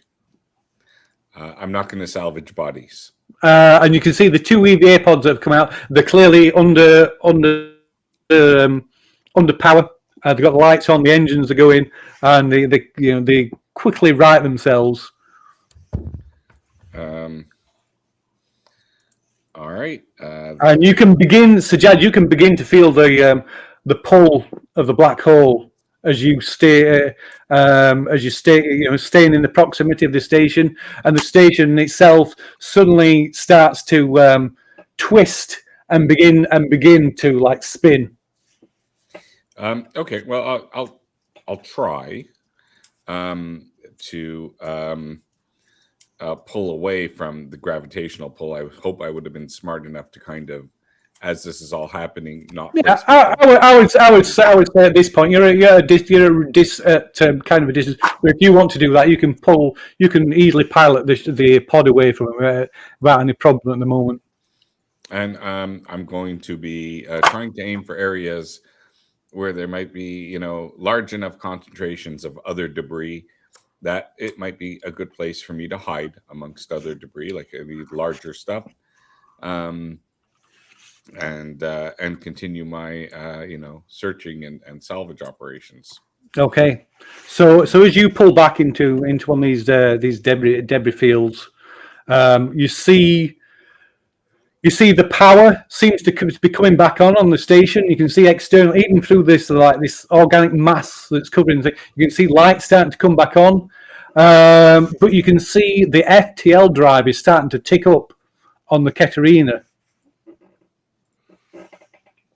So now that we're outside, I'm like, we cannot let this thing leave. We need to make sure it goes into the black hole. 3 EVAs can do it.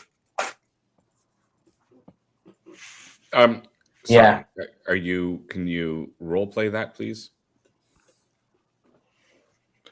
We can't. This contagion cannot get out into the universe. Look, we're dead anyway. Accept it. The only thing we can do is make sure this thing goes into that black hole. We have no other choice. How do you propose to do that, Dr. Navari? We push. Simple. We push with the EVAs. All 3 can do it. Oh, okay. And because I'm having trouble with my controls, they don't seem to be no, it's not operating the time for Cardis. properly. I'm just trying to figure out is 2 EVA pods enough to be able to push it? I guess we'll have to find out. Enjoy the rest of your cardly life. May the gods judge you fairly, and may the angels fly free. He's gone. Right. Hey, Jerry, are you with me on this? Regrettably, yes, but I can't see how the laws of physics are going to let us push this station.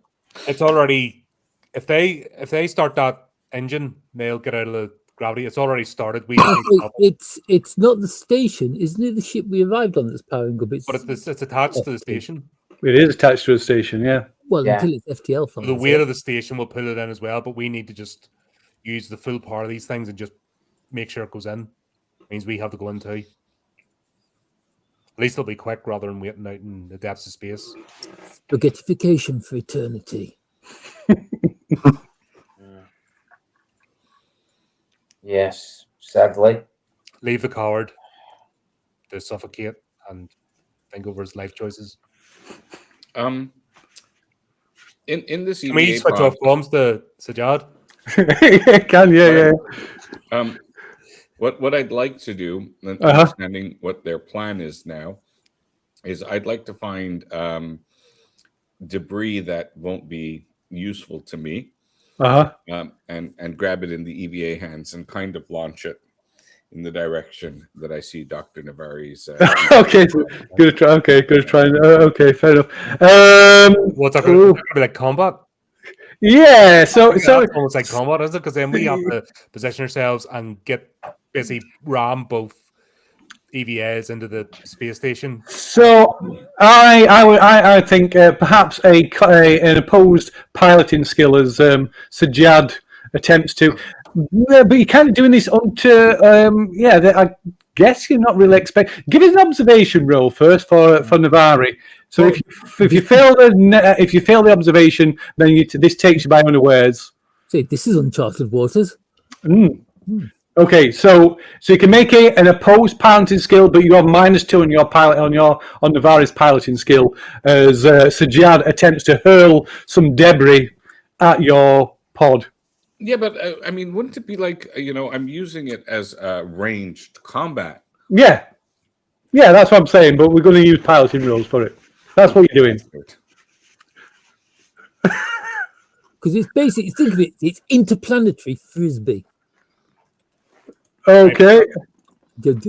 Yeah, you can't push it because you got stress. You took stress, so you can't push it. And Dr. Navari doesn't need to push it because he's unaware. Okay, so you hurl some debris, but maybe the gravitational forces you don't take it into account, and it kind of curves around and misses, is way off target. As these two move the two pods with only 6.5 minutes to go, move the two pods in to place, trying some insane effort to try and hasten the demise of the station. Yeah.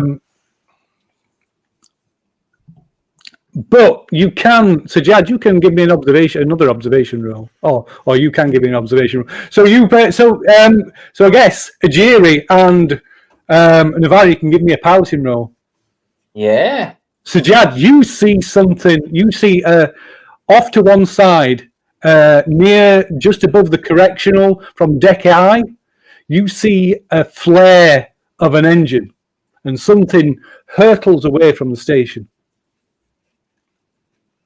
God damn it! The captain, the freaking warden had something.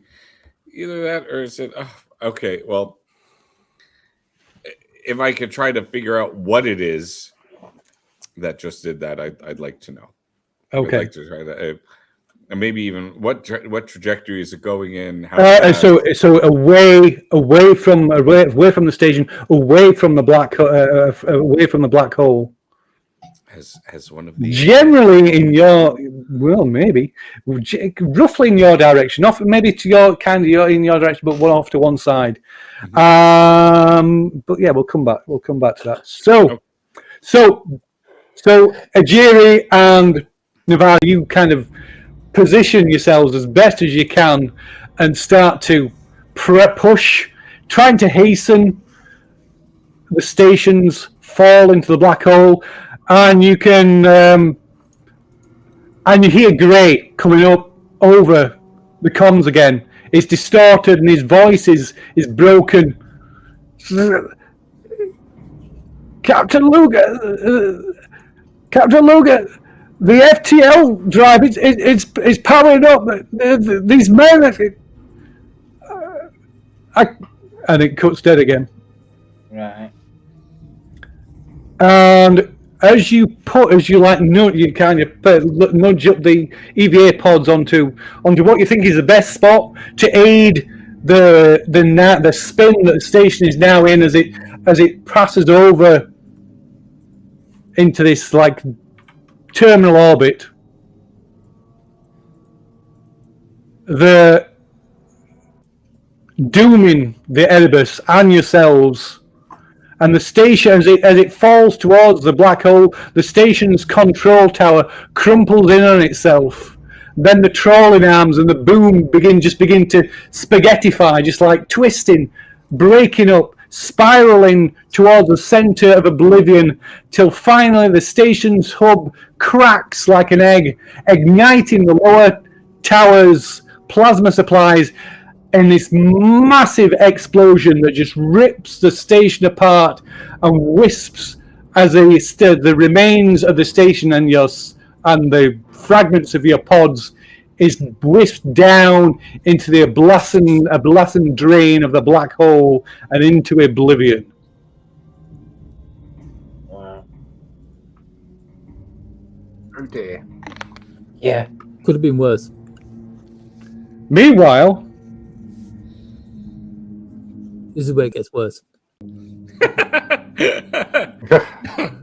oh, not that. Where are you? Where's where I want to go?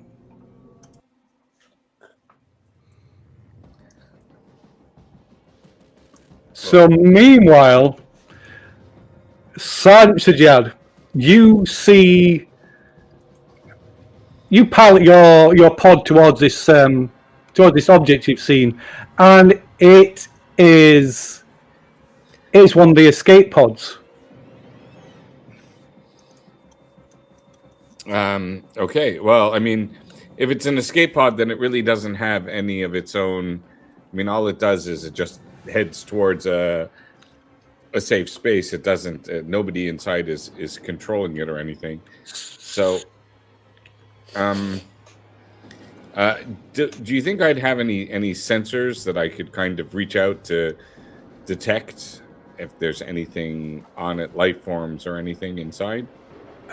So yeah, well, you can try the comms. So checking the comms. At first, there's nothing, just static. All right. And then a voice comes back. Who is this? It's Sajad. Who's this? This is Hobbs. Hobbs, the station cook. Oh, Hobbs. Oh, God. Thank God you've escaped yourself. Where the hell is your pod going? I just managed to get out. If everything was going to shit, I just managed to get to one of the escape pods on deck eyes. It's just me and Adrian. Adrian? And it's meow. Oh. The cat always escapes. Come on. Where's your pod programmed to get you? It should take us back to the shipping lanes. There's enough pods on board if you can bring yourself aboard aside. Yeah, listen. Are you? Do you need any medical attention? Were you attacked? No, we're fine. All right, if you say so, I'm gonna follow them. But I'll figure out what the trajectory is. I still want to kind of hunt around here. I mean, it's mystery one solved. I just want to see if there's anything else that I could try to salvage on my way, because I don't know if I have enough to survive until the shipping. If you can get on board the pod, that will keep you alive. It's basically there'll be cryo, because there's cryopods on the escape pods. Oh, okay, all right. Yeah, you know what? It's a solid plan. The narcissist, isn't it? Sorry, what? It's the equivalent of the narcissist. Yeah, yeah. You know what? It would be good for us to have this unit if I can attach it to the pod. Then it's going to be an extra asset for us. Who else is in the pod with you? No. Just me and Adrian. Meow. All right. Well, yeah, it's so kind of you to take me on. So you'll have to be quick. I've got the things on autopilot. Yeah, I'm rushing now. Okay, checking my weapons. Okay, so give us one last piloting roll. If you can make this piloting roll, you can dock and board the. Okay, so yeah. Yay! Okay, so you managed to really, because it sounds like he's been taken over by the entity thing. So you managed to like match speed and dock and get over. You managed to basically get into the escape pod. Like Colin says, it's one of them. It's not just a time thing. It's quite a big thing, like the thing at the end of Alien. What happened with the warden?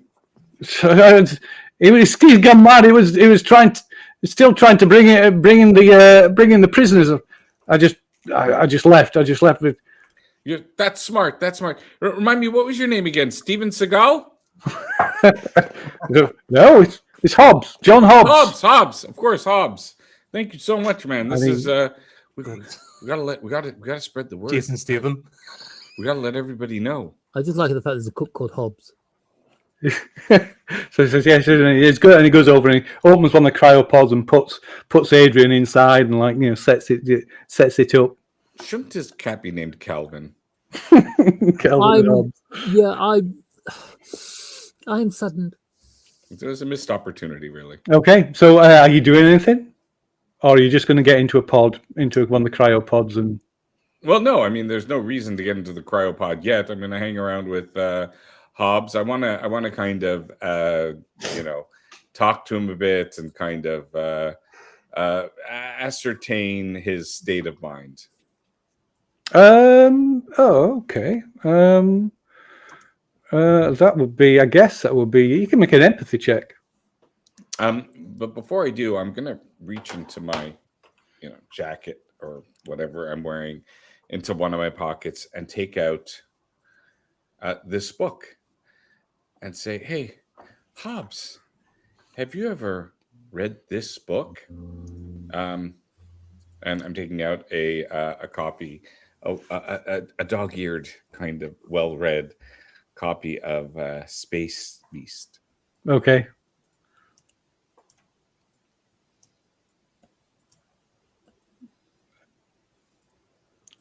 And I'm asking him, has he ever read? Oh, sorry. I'll pass it to him. Oh, okay. So no, I haven't. He starts to sit down and read it. It's my gift to you, sir, for saving me. I think you'll find that it's a good read. There are lifelong lessons to be learned from that book. Says, oh, thank you. It's kind of well. I suppose better sign off.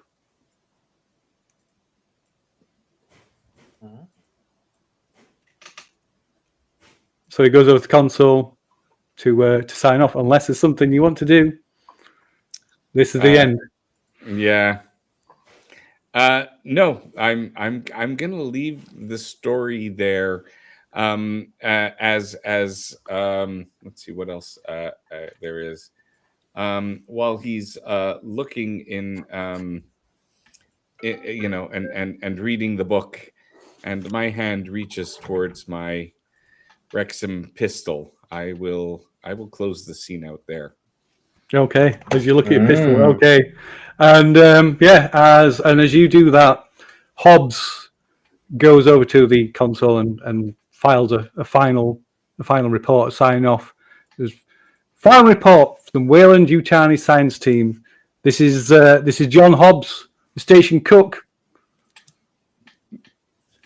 reporting. Unleashed by the Kronos crew nearly 75 years ago, the life form discovered here is the ultimate expression of the 26th Draconis string. I don't know how the cook knows this, but anyway.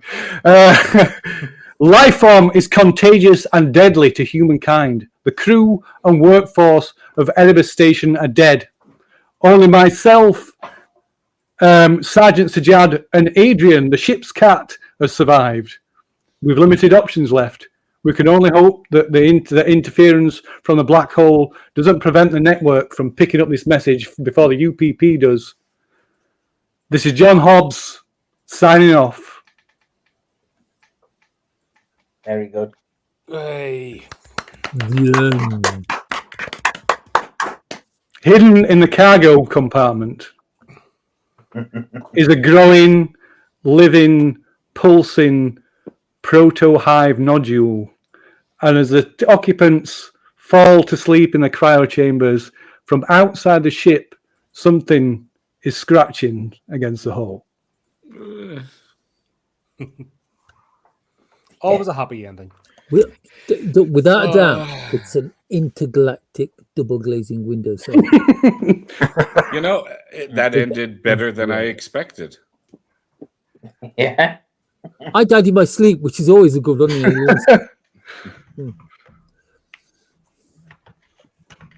Okay, Yeah. so yeah, that's it. That's the end. Thank you. Well done. Very nice. cool. Very cool. And that's the end of the Draconis Strain trilogy. It is indeed. Mm-hmm. Many things remained unanswered. Yeah. Yeah, they certainly did. We didn't even see a single prisoner. No, I think you spent most of your time in that hangar, did you? Really? Yeah. Yeah. But We yeah, did. yeah, I think that went all right in the end. Yeah. Mm. Yeah, I did. So hard work getting there. I was a tough module. Mm. Yeah, I spent 3/4 of it not understanding what were happening. I was trying my best to work it out, but it was difficult. I did play to what I was told, didn't I, Phil? You did indeed. Yes, you did. Yeah, of course. Oh yeah, so yeah. So do you want to reveal your agendas? But I guess we'll start with Captain Luger. Yeah, so Captain Luger, interestingly enough, had kind of been busted to flying this flight because she joined as a trawler captain or whatever, because her auntie was believed to have died in a crash and in like an explosion, and she were a trawler captain, so it was like she were inspired by it. But what people don't know is that she was actually her auntie was a crew member on the Cronus, and she traced it back to like the remains or whatever. She traced it back to this facility. So my agenda was to find out what had happened to my auntie, which is why I got the black box, which was the flight recorder from the Cronus, and it's why I went. One of the reasons why I went into the ship, because I was getting an impression that my auntie was in the middle of the ship, and that's what I was trying to get to. But the ship was kind of like speaking to me as well. But sadly, I didn't get to bloody do it because a stupid android made me come out.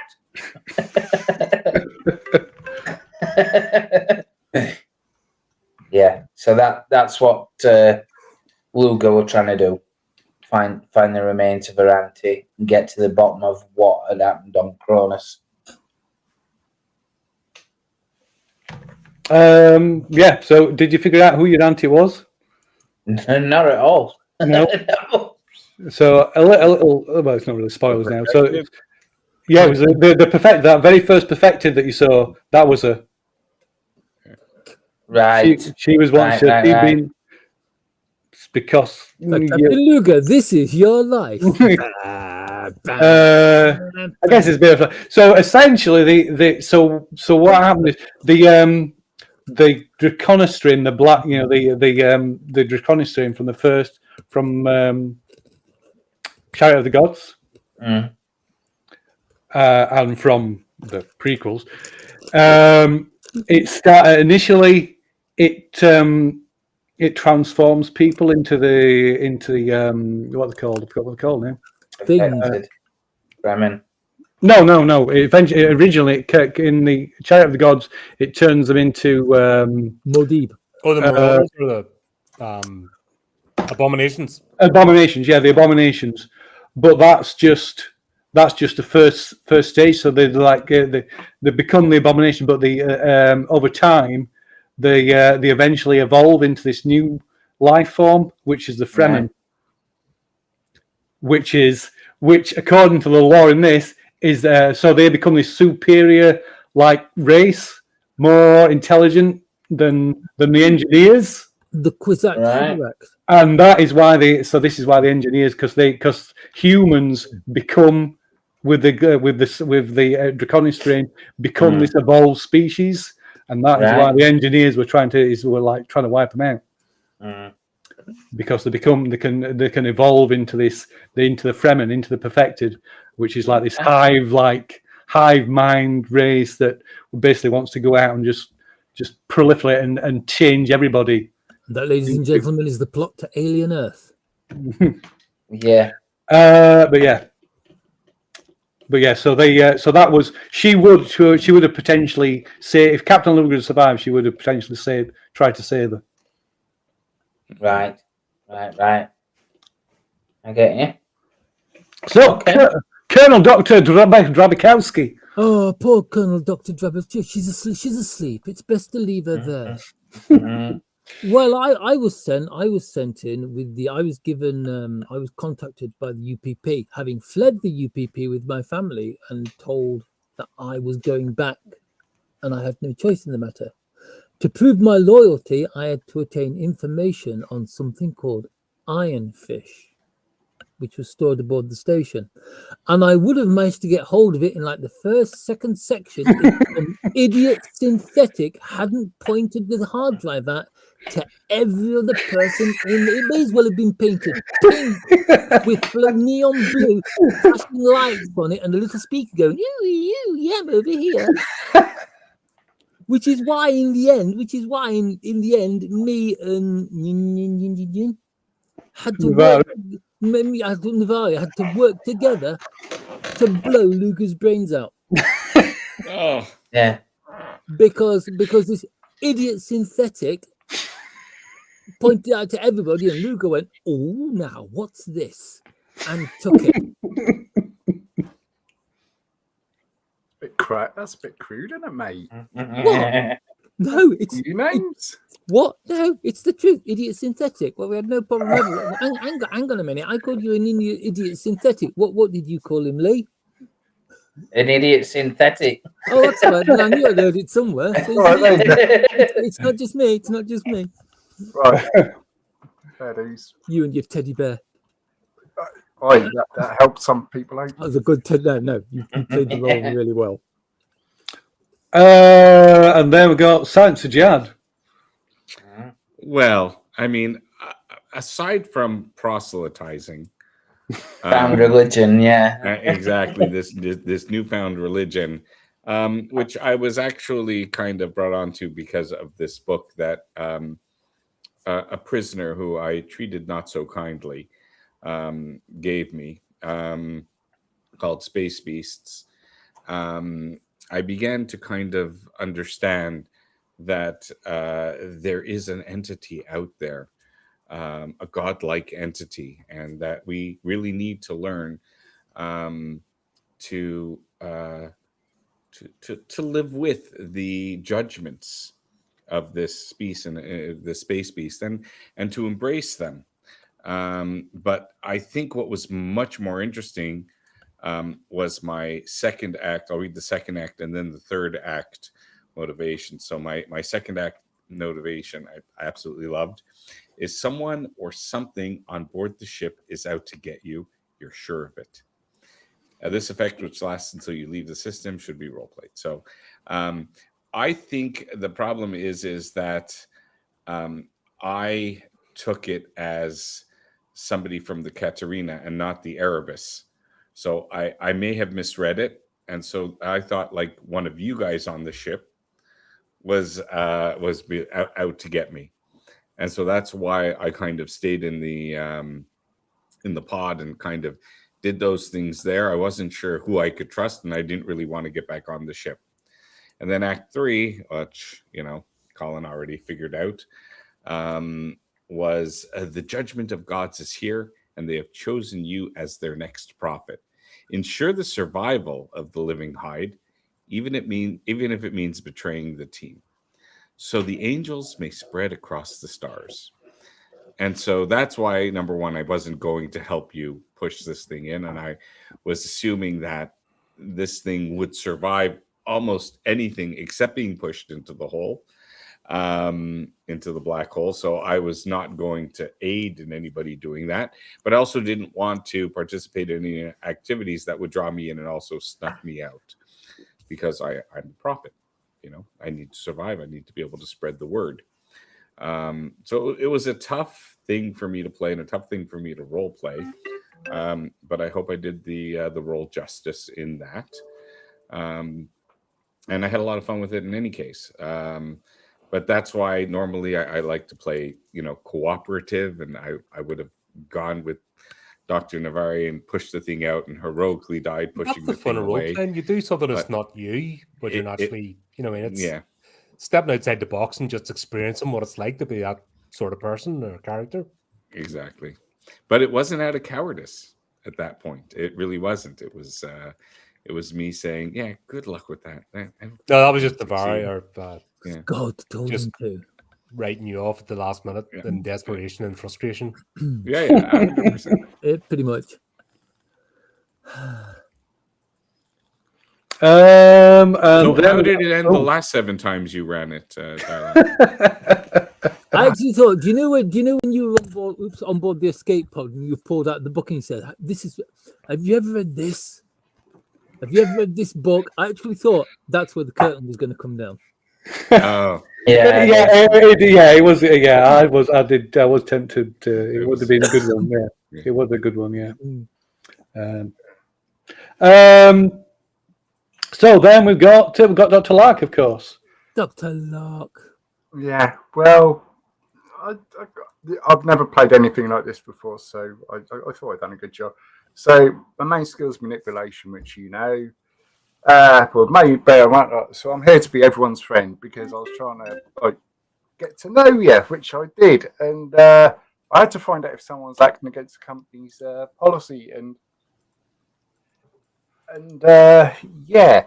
Well, before that happened, before I left to come on this mission, I used a soldering iron and a switchblade to burn out my behaviour chip. But I don't know what I'm capable of. That explains so much. Yeah. And on the Act 2, I felt more human. But there's something, like I said, it's something like I just felt a breath of fresh air. I just felt alive. I don't know if that's a chip or something else. I don't know whether that was the being when I was with Luger because I was feeling all this. But I had to keep the team together to find out more what's going on with this creature. And yeah, that's about it. I just tried to manipulate everyone to be my friend, and I had no really bad things for people. Just people. Well, I was a bad person when I wasn't. yeah. Android. Although I was quite happy to use kinds of torture to on people, if just to see what happened. You're thought- coming with me, Captain Luger, or I'm going to remove your legs. Yeah. But I was on a mission. Like I didn't know what anyone else's agenda was. So I was thinking like, because I never played anything like that manipulation. And if you're thinking like you're playing Android and it's got a behaviour chip, you're going to go a bit haywire. Sorry, Lee. It's fine. I'm terribly sorry, Captain. I'm removing your legs. When I saw what Navarian, Dribbles, Oski, Dribbles. Dribbles. The trouble's at the end. Yeah, Dribbles did. I was like, well, yeah, that's. And There's only I had no dribbling out the chance. puncture wound in my lungs, you know. Yeah, like I said, I thought that was very difficult to play to try and keep everyone a friend, but then, you know, I was doing no harm. Yeah, okay. And then we got Dr. Ajiri. That's Lee again. Yeah, so Dr. Ajiri were a bit different. So he'd been part of like another science team a long time ago, and that science team had a catastrophic failure, and everybody died on board apart from him. So he was chained to a desk for a long while and buried in company as penance, and then he got shunted to this team. So he knew that like this was his last chance to make a good of something. And if anything went wrong, he was going to take the fall for it. He knew that instinctively. So he vowed that nothing would go wrong. So as things inevitably do start going wrong, he decided that he's going to get everybody off because obviously, he needs to account for everybody. So that's why I was so adamant, like, no, I've got to go back, I've got to get the prisoners off. And then as you realise that there's all this thing happening with the aliens, his mind didn't change, but he definitely, the second part of it is like, who cares about the alien? It's not worth the lives of people risking it. And he needed to make sure that it were destroyed because it's just too much. So his aim was kill the monster, even if he has to sacrifice himself. And that's ultimately how we ended up doing it. So, like, yeah, I'm happy to sacrifice myself. Oh no, not again! I have to say, oh, sorry. Were you done with your motivation? Yeah, I've done. It was very clear, but I mean, what made it so, I mean, it's so aliens, but so difficult was the fact that because we're at such cross purposes, it's so bloody difficult to get, like, you know, we need 4 steps in order to get something done, and we can't even get one, you know, step 1. We can't even do that in order to be able to, like, you know, tick off one of the you know, success items that we need for a certain condition. And then, you know, so we abandoned that part, and now we have to come to a whole different plan. And again, it's just a vicious circle. So now we have plan B, but we can't bloody work together towards getting it done. Because it was beautiful. Then finally, well, I don't need Dr. Headstrong because he was number 2. Then finally, we got Professor Hector Navari, who isn't really Professor Navari. No, Professor Navari. He was murdered in cryo sleep before this mission. I am actually Colonel Dr. Batarlo Aberjon, a member of the UPP, Ministry of Space Security. So word came to us that Draconis' loyalty might be in question. So my initial mission is basically there is insurance to basically shadow Draconis, make sure she carries out her mission, but without her knowing. Right. Obviously, as things escalated, it became clear that it's going to have to step in. UPP ship was waiting on standby, so Sub-Lieutenant Fluger was my point of contact. Basically extractors, all going well. Draconis didn't know that. If Draconis had carried out her mission, then I would have been the one just to call in and get us off straight away. So obviously then my job was to confront her about her loyalty and secure Ironfish. But things escalated, so drastic action had to be taken to make sure the mission was completed. Obviously discovering what was going on here, we had to investigate the possibility of could some of this research be of use to the UPP. So obviously, as it was out of control, I had decided that it wasn't worth even attempting. And it shouldn't be out in the universe at all. Yeah. And the attempt, when I called the Dreadnought, had said that we secured Ironfish, but you need to destroy this space station, which obviously didn't get out in the previous session. What was Ironfish then? Were it the black box? Or... It was a spy. Basically, Erebus Station's a giant listening station, and it's using the black hole to spy on the UPP. Right. So it's effectively a giant antenna, and the huge power surge is it's basically a massive hard drive, which is basically spying on all communications in the UPP, and the black holes acting as an amplifier. Yeah. Gravitational lens. Very cool. Yeah. My character revered you, by the way. But it was like you really weren't who you were. It was like smartest person, best person. He'll lead us. He knows what he's doing. Almost felt odd. Scummy non-comic. But you did hide it. You did hide it really well. Like I had absolutely zero inclination that you had that alternate motivation. Like it was. Well, it was basically just to observe. That was the point. I didn't have to, unless things got really, went haywire, which they did. I wasn't going to act. I was basically there as insurance to make sure Draconis did what she was meant to. Couldn't get she had to try the defect, for example. Right. Couldn't get the hard drive to start off with. I've had it hammered into me that if you kill another PC, you turn into an NPC. So there was no way I could kill him to get the hard drive off him. I did play another character, by the way. Oh, you did. Yeah, you did. Sorry, you played Subtitle. yeah. So basically, all I was there to do was, as you know, my crew was destroyed by those monsters, which pretty much killed me.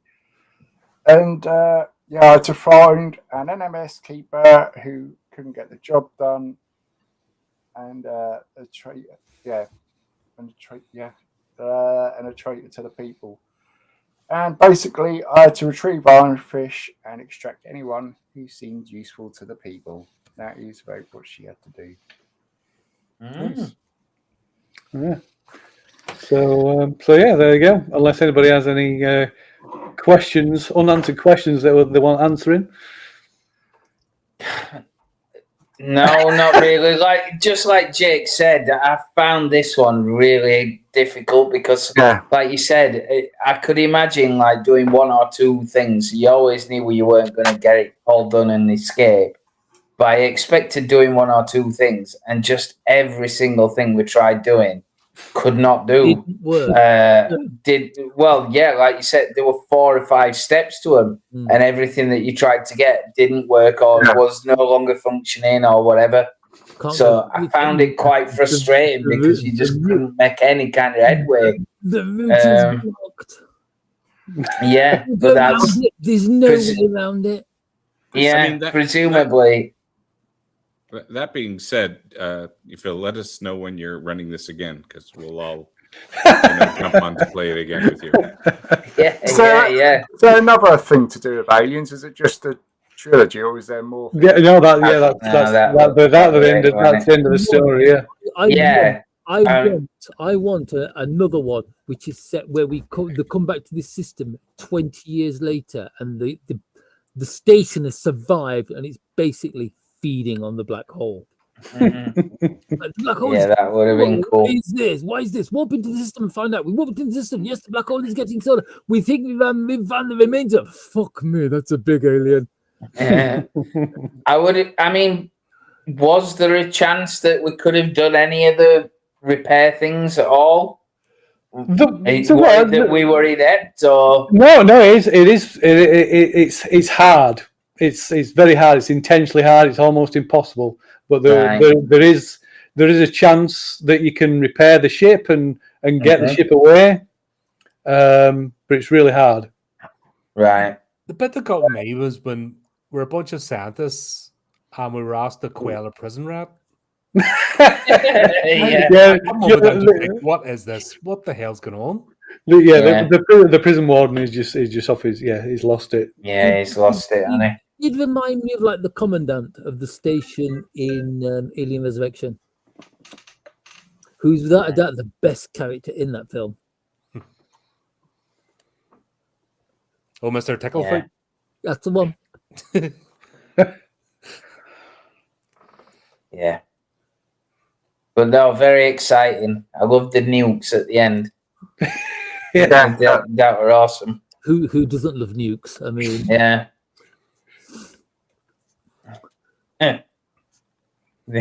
Definitely awesome. Yeah, that's a good point. That's why the first scenario is called Chariot of the Gods, because that's literally it. The pod thing is carrying them. Yeah. Yeah, essentially, yeah. I guess so, yeah. I find this hard as a trilogy. Well, I've really too tenuous. Destroyer of Worlds. Yeah. What exactly was the big lentil-shaped spaceship? It doesn't explain who that is. It's I kind of worked out like it's kind of implied that it might be the engineers. I was going to say it's either the UPP have got something really scary, or it's like an extraterrestrial. In which case, it's got to be the engineers. Yeah, it doesn't say kind of. It's the reason I'm asking is because like you've revealed that like the perfected are more powerful, more intelligent, stronger than the engineers, and I just thought, oh, the lentil ship. Didn't say what kind of lentil it looked like, so I'm presuming like Lentil. Mm. But yeah, it kind of it says it doesn't it purposely doesn't explain, but it implies it's the engineers that turn up. It's basically it's hunting for the Draconis strain to wipe it out. Yeah, I've got to be honest. The fact that it doesn't Because explain they what want- it is would drive me potty. but yeah, they want us to. They're trying to stop humans evolving into this species because it's a threat to them. I don't like I said, as a trilogy, this does not work. There's too much. Like you basically have to think outside the box or metagame to get it. It's not very well joined together. If they just concentrated on these as 3 individual scenarios, I think what's gone wrong with this one is they're trying too hard to close the triple loop. Yeah.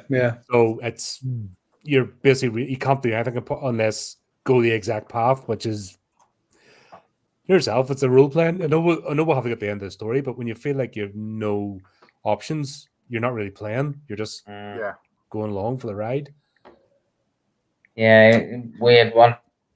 Well, I mean, that's the nature of the cinematic adventure part of Aliens and other Free League cinematic type games.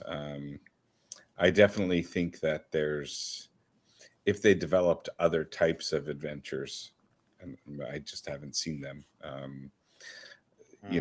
instead of just a new game system with other type of cinematic adventures to come. Yeah. Has anyone maybe there's something there.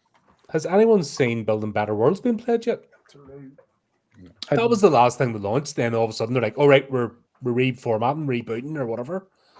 You're just like, there's like that sandbox campaign in Building Better Worlds, and there's a sandbox campaign in is it Marine's Handbook? I can't remember what it's called. Colonial Marine book. Yeah. There's one in that, and there's a vague link in the campaign in Colonial Marines to this as well. Right. Oh yeah. Spoilers. To do with where the Perfected come from. Okay.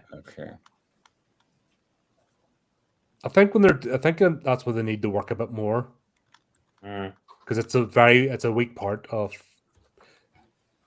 the system or the storytelling aspect, the lore. I still think Charity of the Gods is the best of the 3. To be fair, I love it. I love that one. I was only in that for the first, but I enjoyed Destroy of Worlds. I thought Destroy of Worlds was I agree. Yeah, I agree. Even better when we worked out that we should all have armor piercing ammunition. Yeah. Is that the one where you're playing the headbutter? Me, that's the one where I was playing like that was epic. Yeah. The Marine Corps. I like that. Yeah, the Marine one. More good. First of all, when you're based around Space Marines, I think that gives it a bit more urgency. I know we're urgent on this one, but it was just like you were, it's more. I thought that was more difficult to play the characters because you're put in a situation where you know there's stuff going to kill you and you can't really defend yourself, if that makes sense. But that was Charity of the Gods as well. But that was a much better scenario. I say that's the alien shtick, isn't it? That there's something out there and it's going to kill you, but you don't know what it is and you don't really have a way of fighting back. Yeah. That's pretty much every alien film apart from Aliens. Yeah. Which is like you've got the means to fight back, but you're going to die anyway. Yeah. But I thought even the corporate intrigue and stuff, that went on in Charity of the Gods was much better. It was just much better presented. Yeah. This was, it was just hard to. It was what am I meant to be doing here? And then you just kind of part of you switches off because you're like, well, there's no point even trying, is there? Yeah, there's a lot of stuff going off in this, but it's really easy to miss it. I mean, because there's a Project Ironfish thing that's going off. There's the fact that they found these this alien life form, this Hesselden lights. That was all around the Meteor thing, which was actually the science module from the Kronos. that they brought on board, and then the Draconis strain, and there's all a thing. So the perfected wanted the pure strain of the Draconis strain to help them, so to basically help proliferate their race, their race. So it was all about.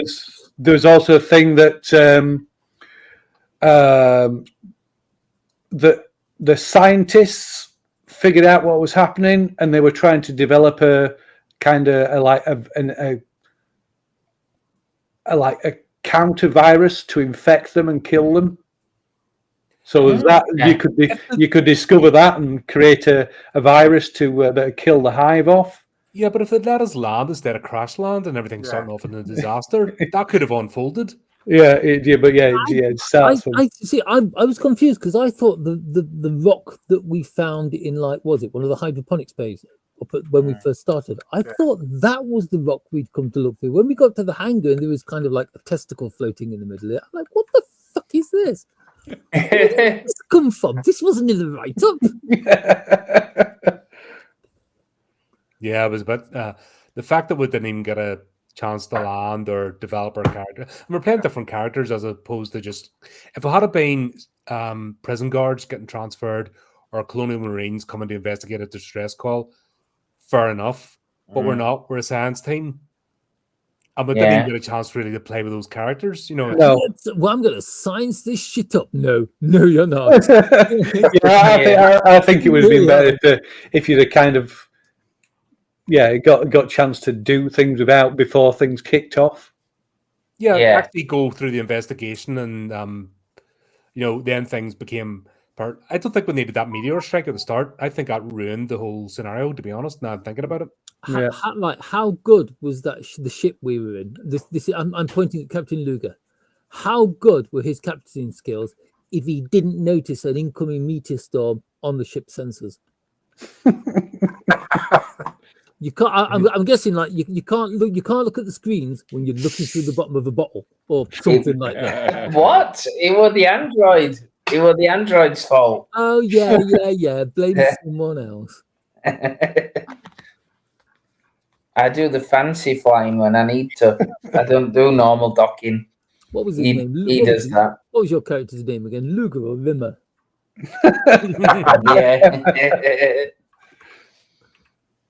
Yeah. I agree with you, Colin. I think if you had more chance to work on solutions or explore the science bit, because God knows how you meant to interact with prisoners or all that. I bet there's 3/4 of stuff that were in that scenario that we never even touched. Yeah, there's loads of stuff you don't really have the time to do it. No. And the stuff with the prisoners, it basically you if you go into that, you've got an option of siding with one faction or the other. You either side with the warden or you side with the prisoners. And if you help one of them, then they potentially help you along with get with your objectives. So it makes it if you help them, it helps you to get stuff to repair the ship. But it made go and basically quell a prison rat. Like that made no sense. No, it doesn't. Like technically, my character that I was pretending to be was in his late 60s. Yeah. When you go to the description in Navari, he's supposed to be in his late 60s. On what planet do you go beating prisoners or try to capture prisoners? Planet Hollywood. That was a science team, you didn't. Yeah. But yeah, it has got some strange elements. Yeah, I do think it's the weakest of the three. There's some interesting things in, but I think it's weak. It must have been the most difficult to run. I mean, as definitely a GM, because there's so much on it, and that I could see. It is difficult, and the module is all over the place. It's really, really badly organized. Well, I mean, like you said, like all the factions, all the different people, all the different groups with their interests and stuff like that. It is, It is. And the station is huge. It is absolutely huge. You have to constantly trip from one end to the other to achieve to have any hope of achieving the things of the repair and ship. The way the station is described, it seems more like the setting for a campaign than a single adventure. Yeah. It's absolutely massive. Yeah. Yeah. I'm thinking, do you know the movie in the series Snowpiercer? Yes. I'm thinking that, 1,000 cars. Yeah. And you go up and down, and each one has its own intrigue. But there were like so there's like there's various things you could do as well as that with the virus. You could there's a reactor. If you do research, there's things you can figure out, but you don't really have time to do it. So you can the organism that's like turns the station into this living thing. It's like feeding off the power from the reactor, and you can overcharge the reactor, and it kind of stuns it and stuns everything because everything's always because it's like this hive intelligence kind of thing, and so you can like overcharge the reactor and it overfeeds the creature, the thing, the living station, and it kind of it stuns it for a while to give you an advantage. And then there's things like a byproduct of the energy production of the station creates this gas that you can use. You can use that. You can flood the station with that and kill it off as well. Right. So there's all these different things you can do, but it's like the beginning ruins the whole scenario. Then, if you didn't start off with a disaster and you needed to get off the ship, if that didn't happen, maybe that could have been saved towards the end as a finisher or something. Then that all could have been played out. But it's now to think about it, the beginning of this scenario spoils the whole thing because it just removes any motivation to do anything else apart from get off the ship. Yeah, because because everybody has, I think possibly apart from one character, everybody has objectives, agendas to do with stuff to stay on the station. But the way it's set up, it's like we want to get off here because it's like it's basically run away. So there is change, and then that's would probably be a good scenario, a good intriguing one. But yeah, it is. It's the beginning of it. Then just destroys everything. Yeah. There was no reason. Like, why does the thing have to be already partly destroyed? Why would we not land on it?